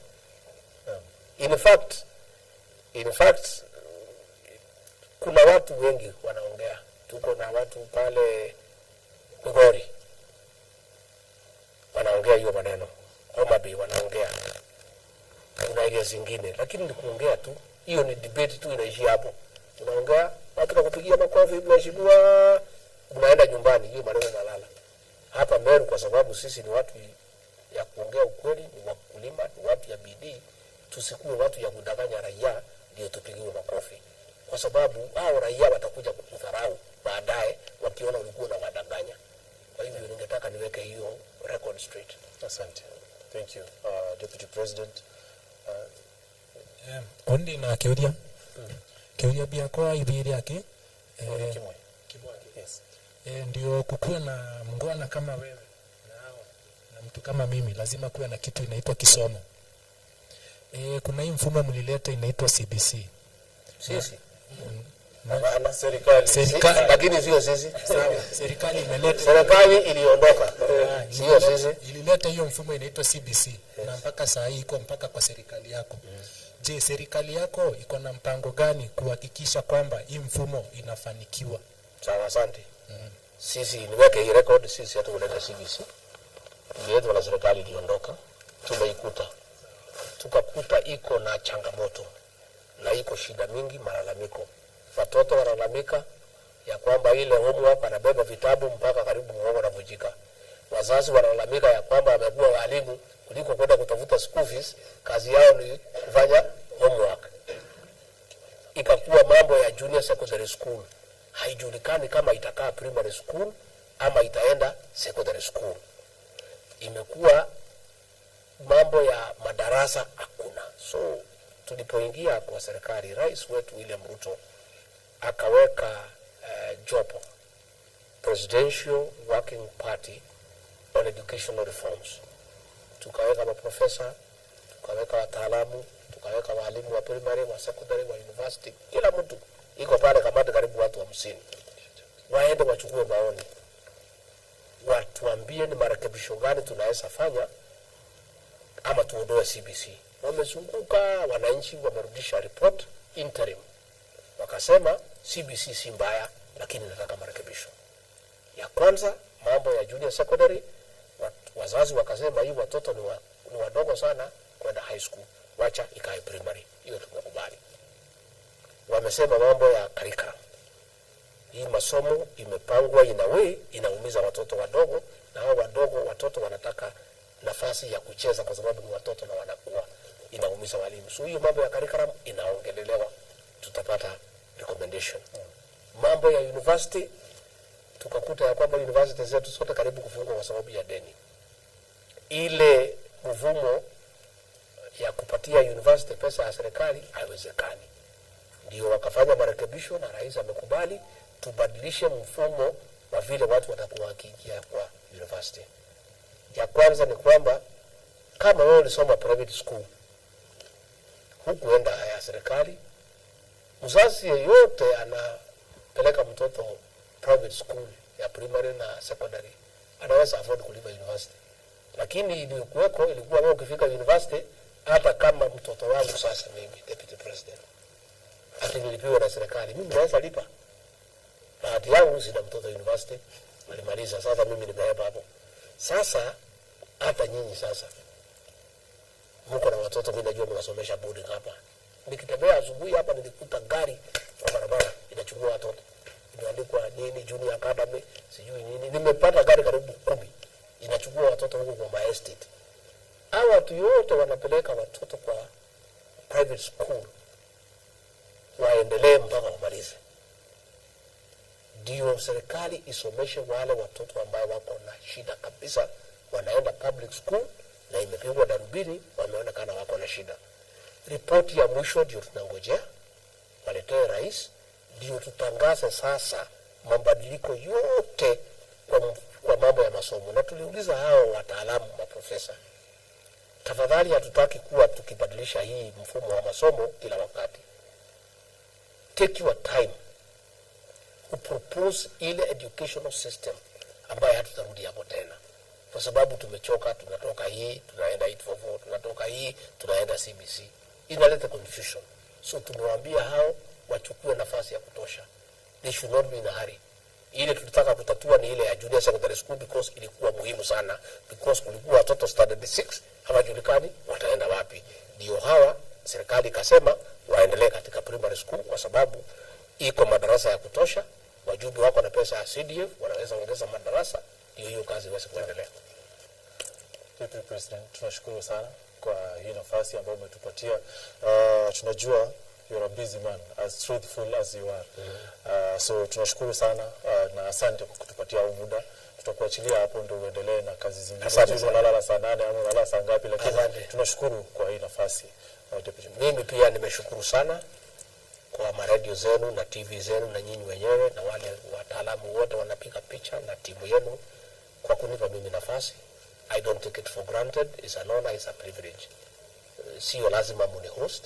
Mimi nashukuru sana kunipatia nafasi kuongea na watu ya Meru, watu ya Embu, watu ya Tharaka, watu ya Nithi na hasa katika Kenya nzima. Sisi tunafurahia sana uhuru wa press. Mimi tu ombi langu ni mkuwe objective na mjue hii Kenya ni yetu. Mkisukuma ile ajenda mnasukuma, mjue pia nyinyi ni wa Kenya na hatuna Kenya ingine. Kwa hivyo mkuwe mkisikiza wananchi wanasema nini, mkifikiria hawa, hasa nyinyi watu watangazaji, kwa sababu neno lenu liko nguvu sana. Ile mnatamka kwa radio, kwa TV, ni kitu mnatakiwa mnafikiria sana. Ndio tuambie wananchi mambo yale yako na ile mambo ya ukweli. Kwa hivyo mimi nimeshukuru sana na nimefurahia, na nikirudi Meru next time mnipatie nafasi pia niongee na watu, na ninashukuru sana. Na kwa hivyo tuko pamoja, niko hapa kesho, niko kesho kutwa. Mkipata nafasi kunitembelea niko tayari. Kwangu iko chai, tunaweza kunywa chai. Lakini sio kuonga nyinyi, mimi si naweza ya kuomba mtu yote. Mimi ni mtu tu simple, lakini napenda watu. Lakini hii maneno ya agenda muangalie hapa, mmetuumiza. Next time please balance. Sawa. Asante. Nimeshukuru sana. Asante sana. Tunashukuru. Na msalimie wale mliwacha nyumbani. Lazima waambie nimewasalimu sana. Gani hiyo? Kabisa. Nitamsalimia. Asante. Shukrani. Ndio Mgolaora hapa anasema kuna idea moja anaweza kupea ya kutengenezea Kenya pesa. Niambie. Mheshimiwa Naibu Rais, tumefikiria kupeleka chini the cost of production. Tupatie incentives wale watu wanatengeneza cottage industry. Yes. Wa create employment. Yes. Hiyo employment wanakata tax kwa mshahara. Yes. Mu expand. Muweke cost of, mwapatie incentive, cost of production. Yes. Any other tax yenye na touch on production, mwapatie hiyo incentive. Peleke chini. Yes. Create employment, expand wale Thank you very much. You are spot on. Kuliko kuvaa sufuria kwa kichwa, that is the way. Already tayari we have created special economic zones ambaye stima itakuwa chini. Special economic zones, but as long as you have agro-processing, cottage industry, manufacturing, and also tutapata tax holidays kwa wale watu ambaye wana create employment. Because mtu yote ambaye ana create employment na analipa kodi, analipa income tax, ni mtu ya kuwa encouraged. So that is why we must encourage them. Na ndio umeona kama pale Mombasa kuna mwekezaji amefungua kampuni ya kutengeneza gas cylinders, ndio bei yake iteremke kwa sababu ilikuwa na cartel, na mnajua mwenye hiyo alikuwa ni mmoja tu anatuuzia mtungi wa gas vile anataka. So we also want to create competition so that the prices of goods can come down. Nimeshukuru sana. But that's a good idea. Thank you. Asante kwa mitungi ya gas, kuna maswali mingi lakini tunashukuru. Asante sana. Asante sana. Pia na hii zifungue mjadala mwingine lakini tena hii maswali ikiisha mtaniuliza ni next time. Ni vile tu Meru angetaka kujua ni sheria gani ingetumika, unajua kufukuza wabunge na governor na MCAs wote kwa pamoja. Hii sifungue mjadala mwingine Deputy President, lakini asante sana. Leo tumekuwa na Mwenge FM, Abaito TV, Lugha FM, Meru FM, Mariama FM, Meru TV na Dhiri FM, Mago FM, Yetu FM na Weru TV na Weru FM. Tunashukuru sana. Asante sana mudhikiria wa Weru na mutegeri wa Weru. Ntumbako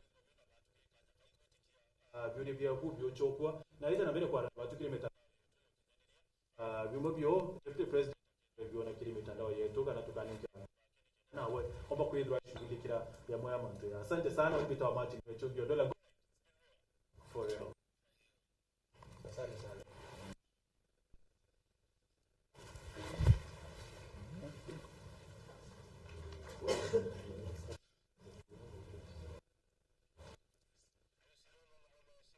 Sorry? Mama is still on. Tumezima. Tumeenda kula chakula pamoja. Thank you. We really appreciate it. Osama.